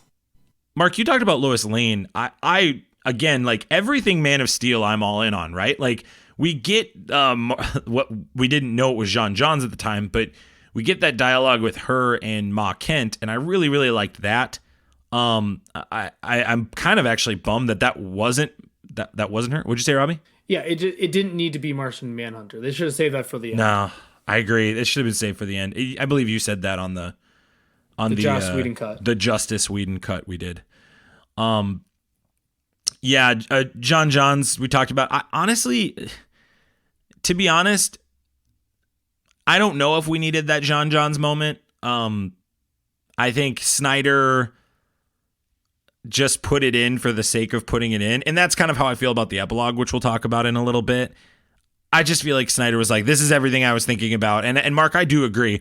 I think Zack Snyder is kind of trying to see if maybe it could happen in another way and trying to put it out there. I mean, yeah, John Johns was a little over the top for me. Bunch of details, and then you throw everything else in the proverbial right spots to get people talking. Because the more people that talk about it, the more. I mean, we live in a world where everything's basically fleshed out on the internet, so there's a lot of traffic. We live in a society where honor is a thing of the Robbie past. is right. We do live in a society. So if there's more traction on social media that wants the second cut, Warner Brothers is going to be like, oh, we can make money from this, and we can sell Martian Manhunter toys and baby Superman toys, and that's where the money is. So wherever the money is where they're going to. The money is. Mark, you're not wrong. It cracks me up, wrong. but you're not wrong. We live in a capitalist society, and Warner Brothers wants to make more money. And how are they going to make more money? Probably doing a second Justice League movie with Zack Snyder. Dude. Or a TV show on HBO Max. Yeah, or a TV show, or like a series, or whatever. Make it a series. I think the HBO Max series is way more likely than the movie. Or you know what you do this? You know what, Warner Brothers, here's what you do. I'm giving you free advice, free market advice right here. You make your hour-and-a-half movie, you put it out in theaters so you can get as much runtime as you want, and then you finish it up. You know what? If you want to finish the rest of the story, you go to HBO Max, because that's where part 2 is going to be. 4 years later. No, right away. Don't be a dick, Warner Brothers. Be legit. Be too legit to quit, and just give us what we deserve and what we need. Can Not what you think HBO is just best for us. buy Warner Brothers? Is that possible? Is that a thing? No, Warner Brothers probably has, way more equity. Can we just make that happen though? Oh, I apologize. One more side character. We got Luthor at the beginning. There's nothing really to add. It was just, but he got credited. It was, and yeah, we'll talk about that too. But like, we got Luthor at the beginning and at the end, and he's like, but the Deathstroke thing, we got that in the Joss Whedon cut. I was supposed to put somebody else's name there. Hold on. I had literally pulled up a list of names, of J names, for this bit. So I was wondering if you were like Joe Manganiello. No, I just need another J name to call Joss Whedon for those that. Jason? Well, do we want to go with girls? Jefferson? We could switch to a female name. Do we want to switch to a female name? I don't think you've called him Jeff. Jacqueline? Jeffrey Whedon. Jeffrey Whedon. His shadow. Look at his shadow. Look at his shadow. Yeah, I mean, we obviously get Deathstroke and Lex Luthor talking before we get the epilogue scene, and we get the scene with the this was a newer scene. We get the scene with the cop finding out that Luthor's gone and there was that madman laughing at him. Did you guys enjoy that scene? Yeah, I almost thought that's where we were going to get the Joker. But I did too. But for more context on that Deathstroke scene, the dialogue is different. Yes, it is different. Because the dialogue in the first one was that he was going to help him beat Superman, I think. And this one was to give him information. In this one they reveal Bruce Wayne's name. Yeah, this one was to defeat Batman. So like this would have set up, I'm assuming, Ben Affleck's the Batman movie, like against Deathstroke, which I have been wanting for freaking years. He promised us an Arkham-like video game fight between them both. If you've played Arkham, I believe, which one was Arkham Origins? Any of them. You have to fight Deathstroke in that like three quarters through the game. To this day, that is the hardest boss fight in a video game for me. And I don't do a lot of really hard video games like Zane does. I'm not Zane. But like to me, that's the hardest boss fight I've ever had to do. Like, that thing sucked. If they do a actual like rendition of that in the theater or at home, because we're not going to theaters anymore, like I'm all in. That's all I want. Just give me that for 25 minutes and I'll give it a 6 out of 6. Well, Mark, you wanted Manganiello in that role all day, right? That's your guy. I want Joe Manganiello in anything. Anything. Randy Savage in a wrestling movie. I'll let him play Batman. You can let him play Superman. Heck, I'll let him play Wonder Woman, even Aquaman. Big D&D guy. Big D&D guy. Yeah, I do know that. Yeah, I mean, I Lex Luthor looked great here too. Sounded great. I mean, Eisenberg may be weird and goofy, but that's what they wanted with this Lex is he's supposed to be like a young tech guy in the tech industry. And that's where he made, obviously he inherited his company, basically, or like a mix between him and Zuckerberg in a sense. But like, yeah, it's very meta in that way. Or more casting evil, him, right? Whatever. I like Luthor in the role too. I thought it was goofy. I thought the Snyder stuff he did in Batman versus Superman, where like the guy's putting piss in jars and putting Jolly Ranchers in people's mouths and giggling like an idiot. I thought that stuff was over the top. There was an question that was asked in I think one of our last episodes of which villain you most feel like represents you personally, and I thought about this. I think I'm Lex Luthor. If I have to be a villain, that's who I am. Good for you, Mark. I think that's big. I think that's big of you to admit that out loud. You're welcome. And probably anything Bizarro. for the Infinity Bros universe. Yeah, but I thought it was cool that he dropped his name. I thought that would have been an interesting way to go, Robbie. And I mean, who knows? Who knows what's going to happen? We just got to hope. How did he get that information? Yeah, how did he get the information? That's the other thing. Because he knew in Batman versus Superman. So the question is, how did he get it? And that's obviously crazy. And then the big epilogue scene, we get Joker, we get Mara, we get Flash, we get Cyborg, we get Magnello's back as Deathstroke. With a mohawk. And say it again? With a mohawk. With a mohawk, yeah. He's different now. He's older, he's grizzled. He has an eye patch and a mohawk. Because it's so hot because there's no water. Before we talk about the scene, do we think that this future is actually realistically going to happen, guys? In a movie? In anything. Are we getting any medium moving forward that can pay off this scene? I would give the percentage chance of that. Yeah, let's do a percentage chance, Robbie. What's your percentage chance? I'm hopeful. I'll say 20% right now. That is super duper low. You think? Yeah, I think it's low, but I think that's a hopeful score. I'm giving it 33%. 1 out of 3 multiverses. Because I'm with you, Mark. I think Snyder is going all out, and he wants to finish this, and he wants to prove them wrong. Well, I agree with that. I just don't think WB is going to double down on the Snyder Cut. I think they did this to like make everyone happy, and they're gonna cut that cord now. I think Warner Brothers is open to it if it gets enough views and enough ratings. And I think will help et cetera. Zack Snyder as a creator. I think that that zombie thing that he's doing is supposed to be dropping soon. I'm forgetting the name. I don't know if it's a show or series or a movie. Yeah, I've seen that. Is it like Zombie Heist or something like that? I don't know. But if that does well, Batista's in it. Yeah, if that does well, that could also help him get his clout better with Warner Brothers. Be like, hey, I still got it. It's not like I just get 2 years to redo my movie the way I wanted it. I I'm giving it a 40% chance because of if we're able to push them to redo a movie that already existed, I think they're willing to do a 4 to 6 episode series on a few things. But they can't get Affleck back. That's the problem. I think if Zach comes back, I think they can get Affleck back. And yeah, there you go. I think if Zach's involved, then you probably get Affleck back. But like if you have this Flash movie come out first and you introduce a new Batman, or use Robert Pattinson, have him somehow involved, or just do it how they think. I think they should do it, and just let them don't let use, the multiverse don't use go. Pattinson. Let Pattinson have his own. Oh, that's universe. right. That's let what I'm Pattinson saying. do his own Like thing. that's how you convince some execs, which I don't think you should. You just have this vision, like, hey, I want to do this whole multiverse. We're gonna do a bunch of stories, show you all a bunch of things, and then know what we're gonna do. We're gonna have like an Endgame-esque show or movie where we bring them all into the picture. Some die, some live, and then we bring it all to one Earth. The CW gets destroyed. Yep.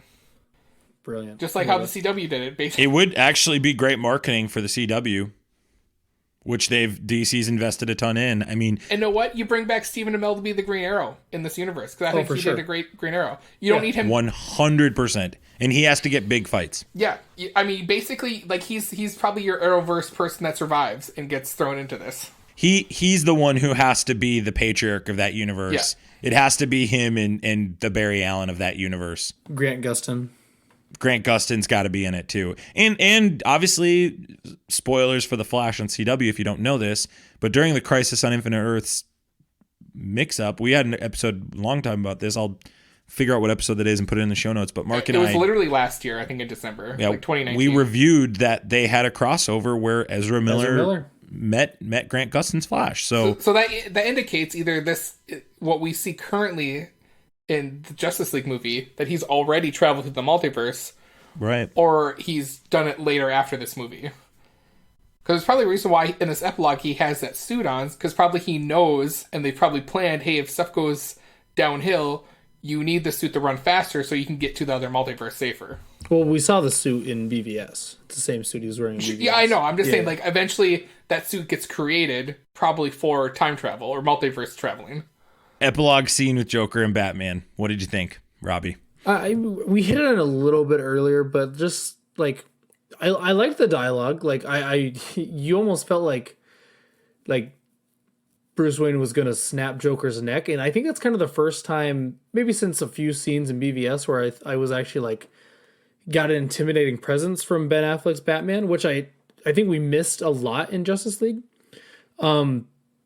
But that was really, really entertaining just to watch their dialogue back and forth. I already said I didn't really like the reach around joke didn't land for me. The rest of the dialogue was very, very well done. And obviously it leads to a bigger conversation about what could be next, and if we're even going to get any of that next. But I want to know what happens to get to that point. Like Mark said earlier, how did they go from the ending of the Snydercut to there? I want to know what happens. Where in the story is Batman enlisting the Joker? Where in the story is Deathstroke being like, I need to partner with Batman because if I don't... How desperate are they? Yeah. That's desperation. And the fact that Mira is carrying around they're in gas cans, but I'm guaranteeing that's water because all water is probably just gone. And her power is derived from moisture. So she needs the water to fight. Now, you can actually find all this out because Zack Snyder has told people what this is. If you're somebody that believes that this could happen down the line, I'm not going to spoil it for you here, but you can go find those things on Mark. I believe Fat Man Beyond talks about this as well. They sure Am I do. correct on that? Yep. Pretty sure Kevin Smith has had a whole episode on this before. There's a lot of interesting things he was planning on doing. I'm somebody that I don't mind reading that stuff, but I think for other people that might not be up their alley to read. The reason why that stuff's out there is, I think, leading back to, like, he says, like, oh, I'm not gonna, there's nothing in the works, but if you put that info out there and just, like, the general synopsis, it gains people traction. are going to be like, I want that. Exactly. Yeah, they want to see it. They want to give it a shot. I agree. Yeah. So I agree. I'm with you on that. No, Robbie, to add on to Joker, we said it at the beginning, but I'll hold to this. Leto just isn't good at the role. Yeah, no, don't like it. My opinions on Joker have changed a ton in the last 3 years. I used to be the guy that thought anybody could do it. And after Joaquin Phoenix, it's like, nope, it's not anybody. It is very specific people that can do it. And I agree. The tone of it, I agree across the board. Everything you said about that was great. I love the fear in all their eyes. I love the also wonky pair up of Mara joining them. I love that it's Deathstroke with them, and just with the little pieces we've had of what this nightmare world looks like and could be. Man, do I want to see how they get there. I'm with you guys. How does Lois Lane die? What did Batman do or not do to make that happen or enable that to happen? With you guys 100%. Like, my head goes straight to the Injustice comics. Like, I'm thinking Joker did something stupid, But Joker's alive. I think Superman would have killed him. Superman would have killed him. But Joker could have just killed Lois and Superman, not found him, or I don't know. But then why would Batman team up with him and let him off the hook for I just feel like Batman wouldn't work with him if he did that. Right, but it could have been at the point where like Joker somehow got away from Superman for so long that now it's been too long and Superman has just gone completely off the deep end. And I don't know how you make it work. You're spitballing. Or somehow Darkseid sets up the murder of Lois and it makes it look like it's Batman. Well, and it also makes sense that Lois is so prominent in all three movies now. Like it makes way more sense that she is like, in particular with Justice League, she was just like, especially in Joss Whedon's version, she was just there, and you were like, why are we showing her so much? I know that like everybody misses Superman, but we like don't need to see her doing this. In this one, you need to see her. You need to see her going to his monument or memorial every single day. You need that. And to get to where Snyder was wanting to go, it's clear and obvious she was a critical piece of the puzzle. I guess I don't have a whole lot of thoughts on Lois Lane. Like, she obviously has her role, but like in this movie, she's just kind of there. And that'd be interesting if they go down the track with Lois Lane, not make her the damsel in distress, but make her the badass Lois Lane that she is in the comic books, right? Or in the animated series. That's what I'd like to see. Yeah, more. I mean, you kind of get that in Man of Steel, but I think you could flesh that out more instead of just making her. Batman versus Superman in Justice League, that's out the window. Yeah, I know. Yeah, for her to hide away for months isn't really a Lois Lane trait. And she's pregnant hiding too. It's like, nope, don't buy it. Allegedly. Don't. Well, he confirmed it. So, and we saw, and we got a shot of a pregnancy test. So there you go. And her going to the bathroom. but so at the end though, there's a small like Bruce congratulates Superman. Like when they move in and everything, and in my head, that was him congratulating them for being pregnant. I don't know if anyone. What I thought. That's what. Like, that's how I took it. That is too how I took it. Okay. What is he congratulating for? Like, right. Bruce Wayne bought the bank, gave him back Ma Kent's house. Can we talk about that really quick? Because I know you guys probably talked about it in the Falcon and Winter Soldier, where you have these heroes that like don't have money, but like that's their job is just being heroes, but. Like Tony didn't set up some fun for them. Like it looks really good on Batman now at the end of the movie that he bought back the bank, but like you were there when her son died. Like why weren't you just helping, all those months during like afterwards? Like then obviously he comes back and then he helps, but it's like Bruce, like come on dude, like you know what's going on. Like you have the connections here. Like why aren't you helping Ma Kent out here, dog? Like I don't know. And with the Avengers universe, how does Tony, when he die, not have a fund to go out to an Avengers like facility or like a just fund for those guys to have money? Yeah. I know for the sake of storytelling, spoilers for Falcon and Winter Soldier episode 1, Sam needs to not have money to make the story they have work. Right. But it's just still like it's silly that part. No disrespect to the MCU, but that a D to a house if he doesn't have money. I know, Mark. I know. A social security number. I know. But it just does. But that's Tony was so forth. He thought in the future so much. I feel like he would. Even in my like just thinking about it from a marketing standpoint, like Instagram, like all the Falcon has to do is make an Instagram and push a product once a week. Like no. Like or a t-shirt brand. Yeah, or a t-shirt brand. Then we become the boys. Then we become the Seven. That's what they're looking like right now. Like they're looking like the boys, but they didn't do it right.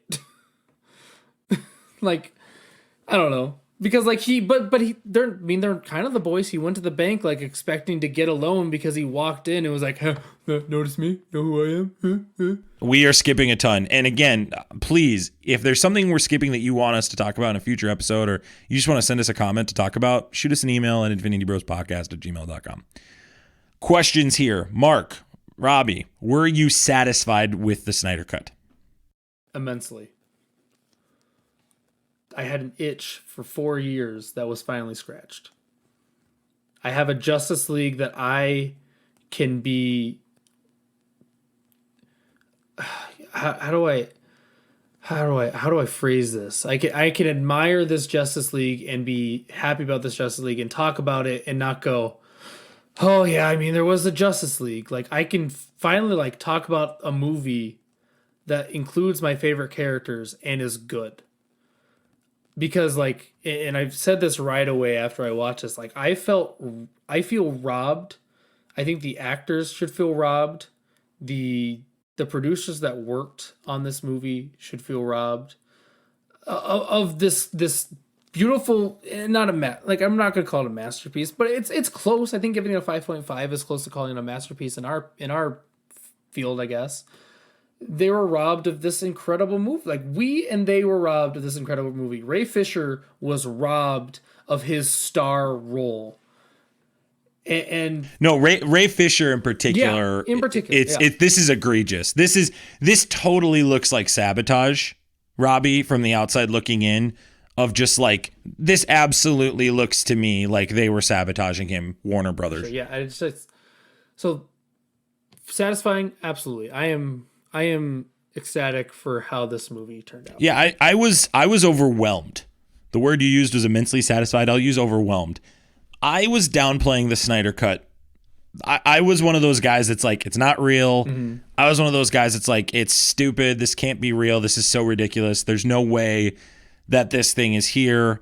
And it was a joke. It was a bit. And I remember you would go back and I think in your heart you wanted it to be a thing, but you also conceded at some points like, yeah, realistically we'll probably never see it. Oh yeah, I made the joke too. I was like, oh yeah, release the Snyder Cut. Like never expecting it to actually happen. Right, but you wanted it. Yeah, of course. You wanted it. I didn't really care if we got it, to be honest. I thought there's no way it could be that much better than Justice League. And I know Zane's made that joke and we've given him a hard time. But as we found out more details and as we just got more information, like, hey, it's going to be 4 hours long. Hey, 90% of it is going to be my cuts. Now we find out 100% of it was Zack Snyder's stuff. I just think I was overwhelmed with this. I was overwhelmed with the content. It absolutely is going to require another watch. Mm-hmm. And I don't know how I'm going to budget my time to do that because I like budgeted an evening to watch it 4 hours straight. And I'm like, right. I'm just going to have to watch like a TV show, like you say. And I don't really go back and rewatch things if they're past 2.5 hours unless I really, really like them. So that says a lot about this movie. And I was overwhelmed with, in particular, the story really is picking up again for me. And the story with how Zack Snyder, Ray Fisher was robbed, but Zack Snyder was put on career hiatus because a bunch of execs couldn't see it. He was on his deathbed and they like smacked him with a bat. And I just can't wrap my head as a dad around doing that to somebody who had just lost his daughter, in the way that he lost his daughter. Right. And to use that as an excuse to kick him. Yep. I can't. And to be honest, we kind of didn't say much about it. People didn't say much about it. And that was a bummer to me. So I'm overwhelmed by this. I think it's absolutely worth your time to watch. If you've listened up to this point, then you must have watched it, I hope. But I think this was absolutely satisfying. And I'm to be honest, Robbie, I'm so thrilled for you and Mark. I'm thrilled for you guys that you got this because I know how much those characters mean to you guys. I know, and you kind of said it in your statement too. I know that having a proper Justice League team to some people is something that they've always wanted to see in regards to content in comic books. And to get that for DC characters is great. I've always said The Justice League is the crown jewel of all comic books. There is nothing better than the Justice League in all of comic books. Its prestige is known throughout the comic book fandom. What those gods, they call them gods. They're not just people like in Avengers. They're kind of, some of them are just people. Yep. And Batman's a person, but he's a symbol that is godlike in that universe. And I was thrilled. I couldn't believe that Snyder's vision culminated in this. This absolutely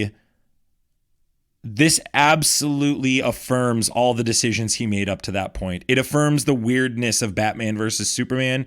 It affirms the choice to basically destroy Metropolis. The Martha thing. The Martha thing, but again, like, that is Zack's creative choice. And I can hate it all I want, but that's what you're going to get with Zack Snyder. At the end of the day, you're going to get goofy choices like that.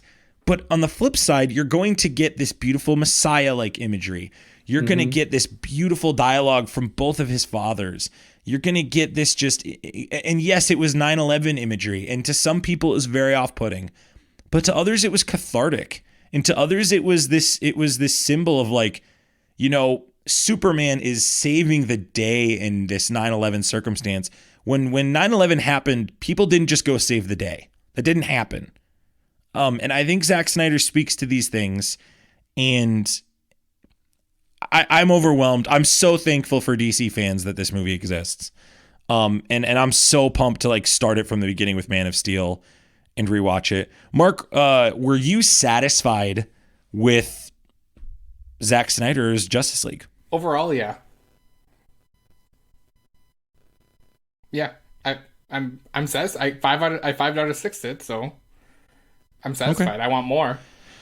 We've been talking ad nauseum, and the audience doesn't know this, but you were out of the chat for a little bit, so we were trying to we were pushing you out of it. I really went on a long rant. We almost had to double down on the Joss Whedon cut again. Never. But we're too deep into this one. We can't. Never. Robbie and I had a really emotional, and it actually was kind of emotional. I was like, Robbie, it was pretty good. It was good stuff. It was good. That was like, clip that, Robbie. Clip that. Put that out there. We'll go win an Emmy. Or what are, like, some podcast awards we can win? I don't know. A potty? Look those up. We'll start with you, Mark, since you haven't been here. Does this universe continue if Autumn didn't die? And if Snyder didn't leave? I don't know. That's hard to say, because the Warner Brothers executive team that was still there probably would have still forced his hand to shorten up some spots. I don't know. That's hard to say. I think it would have been a better movie. But to get a second Justice League would just be all dependent on how much the first one makes. So I'd say it's a higher chance. Very, very much higher chance than the Whedon cut. So it's just, yeah, it's a really touchy subject, I think, like and we've gone at it constantly throughout this, but, like, this man had his daughter commit suicide, and we don't know what's going on, but, like, and we don't know what kind of state he's in. Like, you have to understand, like, a father is going to need time after that. Anyone needs time after something like that happens. I guess, like, I just want to know, like, how long did they wait? You know, was WB like after that happened, they're like, oh, we're really sorry. And then they're, like, whispering behind his back, like, this might be our chance to get him out. Like, it just seems so dirty to me. If Autumn, Zack Snyder's daughter, was still alive, I guess I would think that Zack would have got probably his 2.5 hour, 3 hour vision out. But yeah, who's to say? I don't know. Maybe they would have found some other way to remove Zack Snyder. I think no matter what, I hope that they were already, like, trying to get him out before the death of his daughter. I hope that's what was going on, because if they thought about that after, like, screw those guys. Like, yeah. I echo everything you guys are saying. For the Josiah cut, the Josiah Whedon cut, who do you blame for it being so bad, Mark? I would put probably the majority of the blame on because what was the whole story at the time, that there was, like, 7 different Warner Brothers execs. That might be too many, but it was enough where it was just like, it was so many hands in the cookie jar. And I feel like going back to Kevin Smith, I feel like at the time, he, like months afterwards, when he started getting more details about it, talked about how it was sounded like there were so many hands in the cookie jar that of course nothing good is going to come from it. And I think that leads to more like, did they want Zack out of it initially, even before he did a bunch of stuff? And then bringing in Whedon was just, he's our yes man. He'll do whatever he wants. He'll put the Whedon touch on it. He'll make it so, he'll try to make it funny. He'll try to make it like Avengers. We'll give him some good money. He can do whatever he wants. And then like whatever happens, happens. Versus like a big picture, like futuristic looking at it. So I put majority of my blame on Warner Brothers execs. I mean, it's easy to put blame on either. I'm putting blame on Joss Whedon and his frail, pathetic, girly spine to not stand up to the WB execs, if that's what the case was, and make the garbage can that he did. To give us the first time ever seeing the Justice League on film, and he gave us that, should be a sin. So, like, I'm blaming Joss. It's his fault. It's his baby. When they at the end of the credits, it says the director, and it's Joss Whedon. So screw him. I'm blaming Joss Whedon. Yeah, I really don't know. I think it's circumstantial. I think that's kind of how I look at this. I think this was just rough for Snyder, and I think Snyder could have finished it if his daughter hadn't passed, and I think he needed time away. And I applaud Zack Snyder for stepping away. I applaud him for that. And while he maybe have grieved like the loss of Autumn and this film, to see him get to tell this story and to basically know now that he is not the problem with it, that really, really brings some joy to me. Because with Batman vs. Superman, I was like, man, get out of your own way, Zack Snyder. And now I'm watching this, I'm like, oh, you know what? Snyder had some things set up that are pretty sweet. Right. So I think it's circumstantial. If I was to point one, it'd probably be Warner Brothers. I think Whedon had no spine. That's very fair, Robbie. But Warner Brothers is just looking super sketchy after all this. And the more information you get, it just goes back on them versus Whedon's like, look, I just getting a paycheck. I did Avengers and I was just trying to help them get through this mess. But I could see where you interpreted that. What's the legacy of the Snyder Cut to you, Mark? I think the overall legacy is kind of what we, to go back on what we kind of said before earlier in the podcast, is I think this will open up a can of worms for other movies that might get traction from the fans and directors, where they say, hey, there's a better cut out there. So, like, you know, invest a little money. We can get a better cut if you thought you were short-sailed on some other stuff. Like even Suicide Squad movie with Air Cut, even though Warner Brothers has axed that. But, you know, apparently there's a better Suicide Squad. Apparently there's a rated R Doubtfire movie out there. Apparently there's a rated R Batman Forever movie out there. So it's like, how many movies are out there that could totally have a different tone and better story to tell? But it's not that, because some exec decided that, hey, you know what? I don't like that. And I think this will be better. Well, Warner Brothers did this to Donner with Superman. Yeah. It's a track record. Warner Brothers is just terrible. Yeah. It just has a track record of having terrible execs, having too many hands in the cookie jar, and not giving artistic control to the director for these movies. Robbie, what's the legacy for you? Echoing a lot of what Mark just said, but I think this opened up as a can of worms in a different way, where I hope that movie studios are now like listening to their fans and listening on Twitter and gauging that as like what people really want. I think obviously Marvel has done such a good job creating their own universe and following that line, but like when you're DC and you have some comic books that are like hitting it out of the park and everyone talks about, you have some TV shows that are, you know, crushing it, you have animated films that people swear by, like there's a good section of people that won't watch these movies, the, you know, Joss Whedon's Justice League, Batman v Superman, some of those, because they think the animated universe is just so much better. And even among those, you could also add in like the video game universe is just so much better. I think listening to the people that already enjoy your stuff and like understanding what their favorite things are and implementing that before it's hot garbage is the way you need to go. Like we had Batman v Superman Like, they decided to make their own story. When if you just give me The Dark Knight Returns, like, in movie form, everyone is thrilled. Like, that's all you had to do. You did, like, and obviously you probably have to change some things to make it fit so you can have more movies afterwards. But, like, that comic book literally changed the path of comic books in the 90s. Like, it changed 20 plus years, or I guess you'd go back. It changed 60 years of what Batman was, basically, in one book. And now you have a guy that can beat Superman. Like, that, like, you got, like, DC, just like Marvel, has to take from their core writing, and that is their comic books. The comic books sell. Like, why aren't we just doing small twist onto those comic books? Why are they, like, going crazy and making their own stories that don't fit? So I don't know. I think it opens up a can of worms in a different light, but kind of the same realm, I suppose, of what Mark was saying. And to interject here, Robbie said 20 years ago, referencing the Dark Knight Returns comic book. It's almost 40 years ago that book came out, or that first series came out. If you think about that. Didn't that come out in the 90s? Yikes. No, that came out in the 80s. Are you sure? The Dark Knight Returns? The Dark Knight Returns, yeah. I will do my quickest Zane Google right now. I believe it was 1991 or 1990. 1986. 1986. Okay, I was wrong.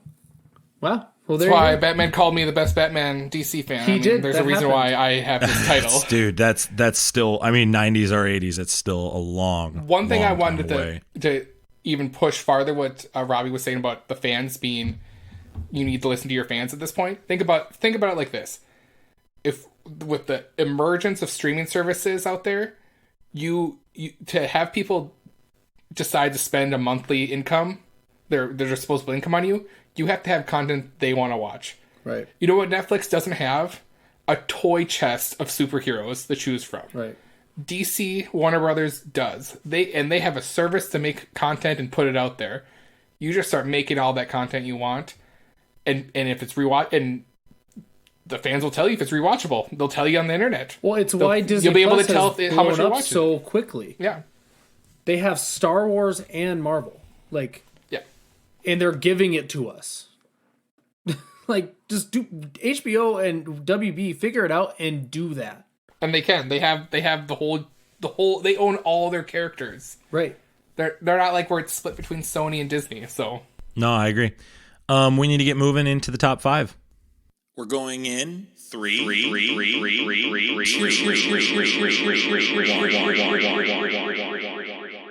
You're entering the top 5 on the Infinity Bros podcast. Starting now. Every week we like to close our show out with a water cooler discussion of something in the previous weeks or days that was eventful or impactful to us. Maybe it's a goofy question or whatever. This week it's the top 5 Justice League moments from the Snydercut. Robbie, you have a lot of honorable mentions, so let's list those real quick. Oh boy. Okay, so I kind of did this whole, my entire like list is basically just combining stuff together. But here we go. So let's throw this. Okay, the longer Themyscira fight, like, obviously could be cut down for theatrical release, but for the Snyder Cut worked. I loved that. I loved you finally got Hippolyta's emotion to, like, basically killing hundreds of her Amazonian warriors. Like, you know, instructing that to happen. So that's big. The Atom Ryan Choi, just actually giving him the role that he was cast for is big. Finally having a role for the actress who plays Iris, Flash saving her, which hopefully leads into, you know, the next Flash movie. The Steppenwolf fight at the end is so much better because, like, our heroes actually kill him, not his parademons, because he gets scared. That was much better. We hit on this character's getting named. That's a huge one.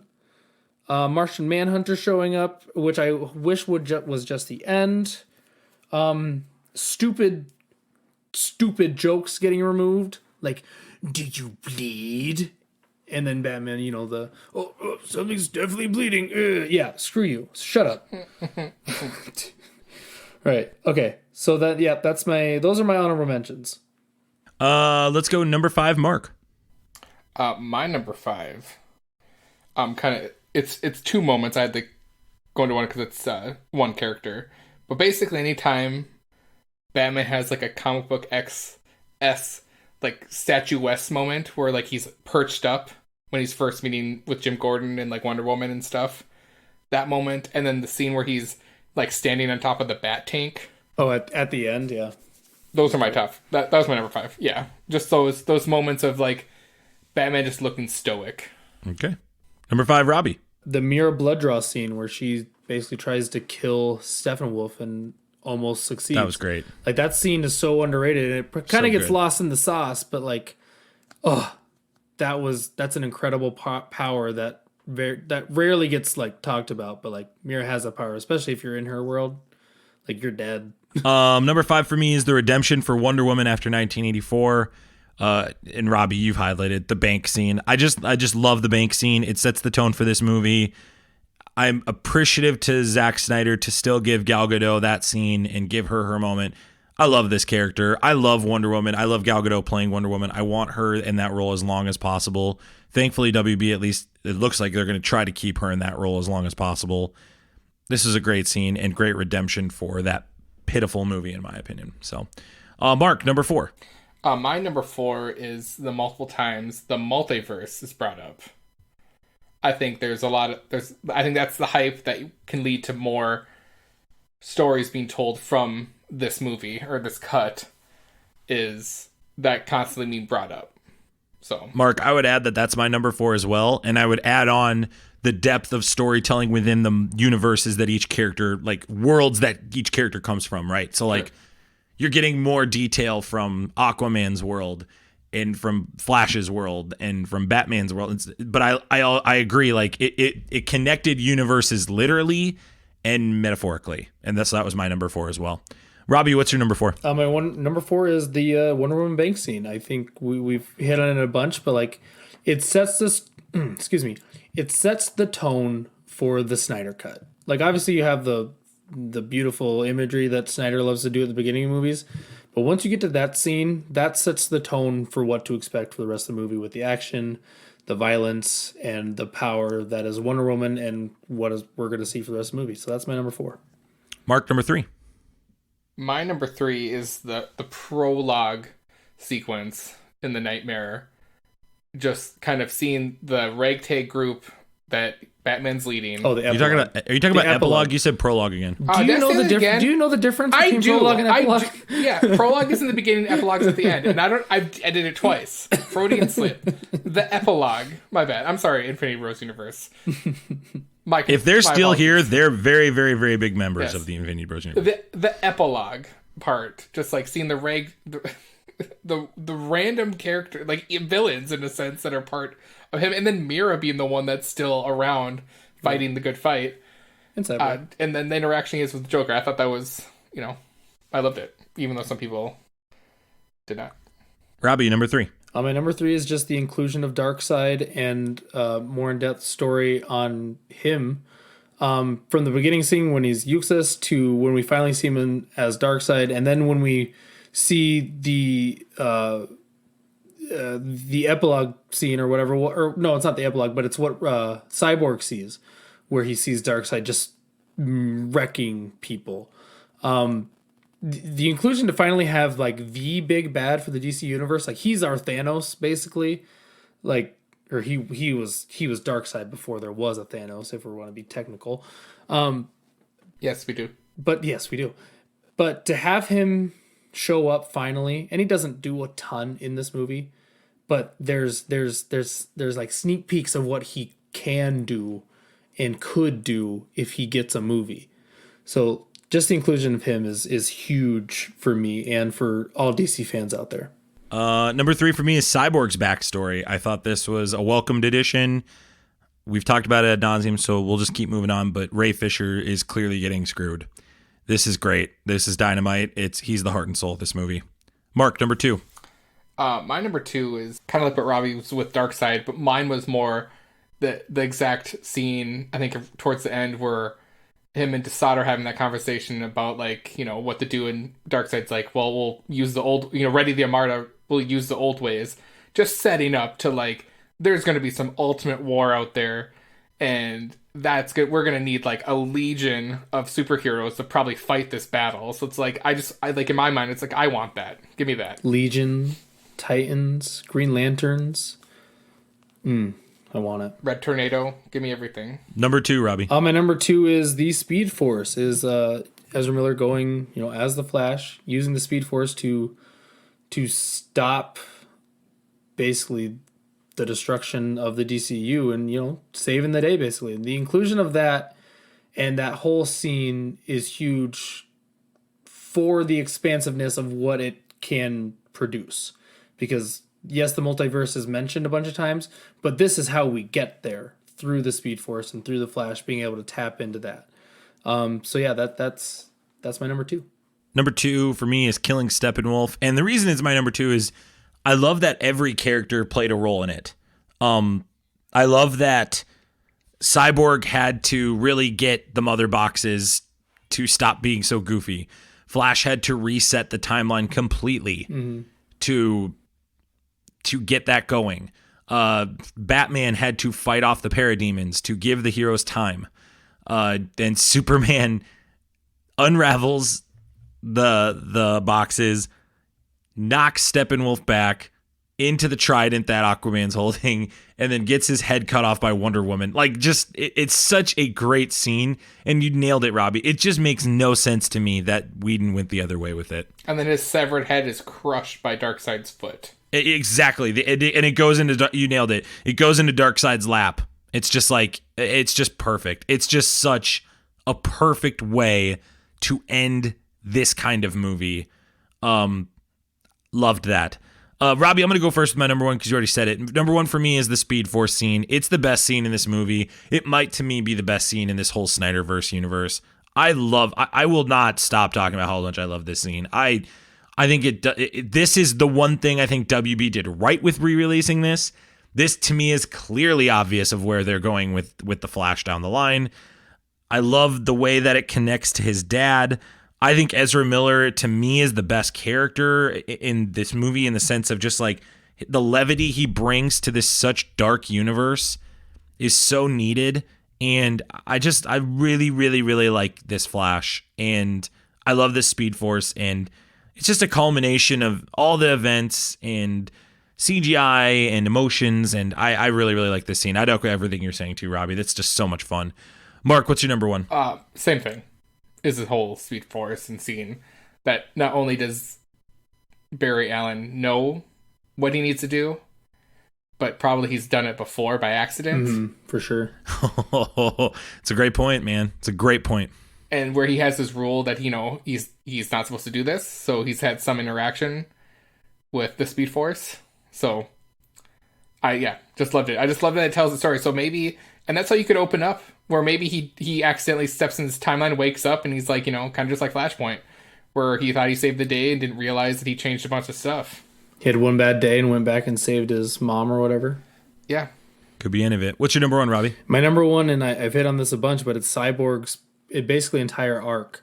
We haven't talked about like the whole football scene. Like he's playing Wisconsin in whatever game, beats Wisconsin, which that's fun too. But like the only thing he cares about is that his dad is there, and his dad obviously isn't there. The first thing he looks at is a chair, and his dad still isn't there. Then gets in this car wreck while he's talking to his mom, and then his dad. The only thing his dad has ever done for him is basically just turned him into what he thought is a monster.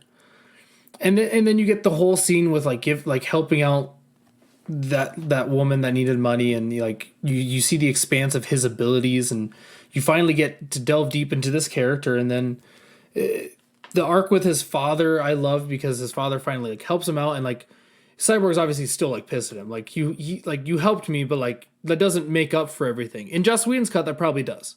Oh, he helped me get into the base. Yeah, good job. Now we're best friends. No, that's not how a father and son relationship gets mended. And I think Zach understood that, which is why you get a head nod. It's not mended at all. And then you get to the end where his father, sacrifices himself to leave a heat signature on the mother box so that they know where they can go to find it. and Ray has this really emotional, scene. And that the only and this is getting nitpicky, but I wish there was a little more. Like I wanted to see Ray Fisher go in the comics, his armor can make these giant guns, and I really wanted one of those come out and then just to destroy the entire science facility basically. That's a one little nitpick, just movie standpoint, not really from their whole story, but I just loved how they treated Cyborg and how Ray Fisher finally got his due credit for all the work he did, even though we'll most likely never see him as Cyborg again. This dude got his role and he nailed it, and that it was my favorite part of the whole movie. It stuck out the most to me. You can hear the passion in our voices on this, guys. This is so cool. This movie is just really, really cool. Not just for the movie itself, but for the story behind it. And I'm looking forward to in the future to learning more about it. I think there's going to be a lot of documentaries and stuff on it that are going to be fun to watch down the line. We talked about a lot, so we're going to close out the show. Mark, great job today. Thanks again for coming on, man. You were awesome, and I hope as a DC fan you enjoyed this time. I love talking anything DC, so thanks for having me. Let's hope we can keep talking about it down the line. Robbie, same to you, man. Great episode. Great job. Way to fill in the gaps. And it was fun talking to you, man. I'm just happy to be the number 2 DC fan on this podcast, and I really hope that Zane doesn't catch up to me. Thank you, Infinity Bros Universe. If you're at this point listening to us, you're fantastic. You're awesome. You rock. We love you guys 3000. We would love it if you'd consider leaving us a review on our podcast on iTunes, Podchaser, or any other platform that leaves a review. We'd love it if you do that. You can check us out on Facebook, Instagram, and Twitter, theinfinitybros.com, and TikTok as well.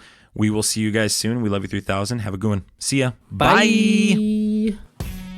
Thanks for tuning in to the Infinity Bros podcast. You can find the Infinity Bros on Facebook, Instagram, and Twitter at the Infinity Bros. Feel free to send listener feedback via email at infinitybrospodcast@gmail.com.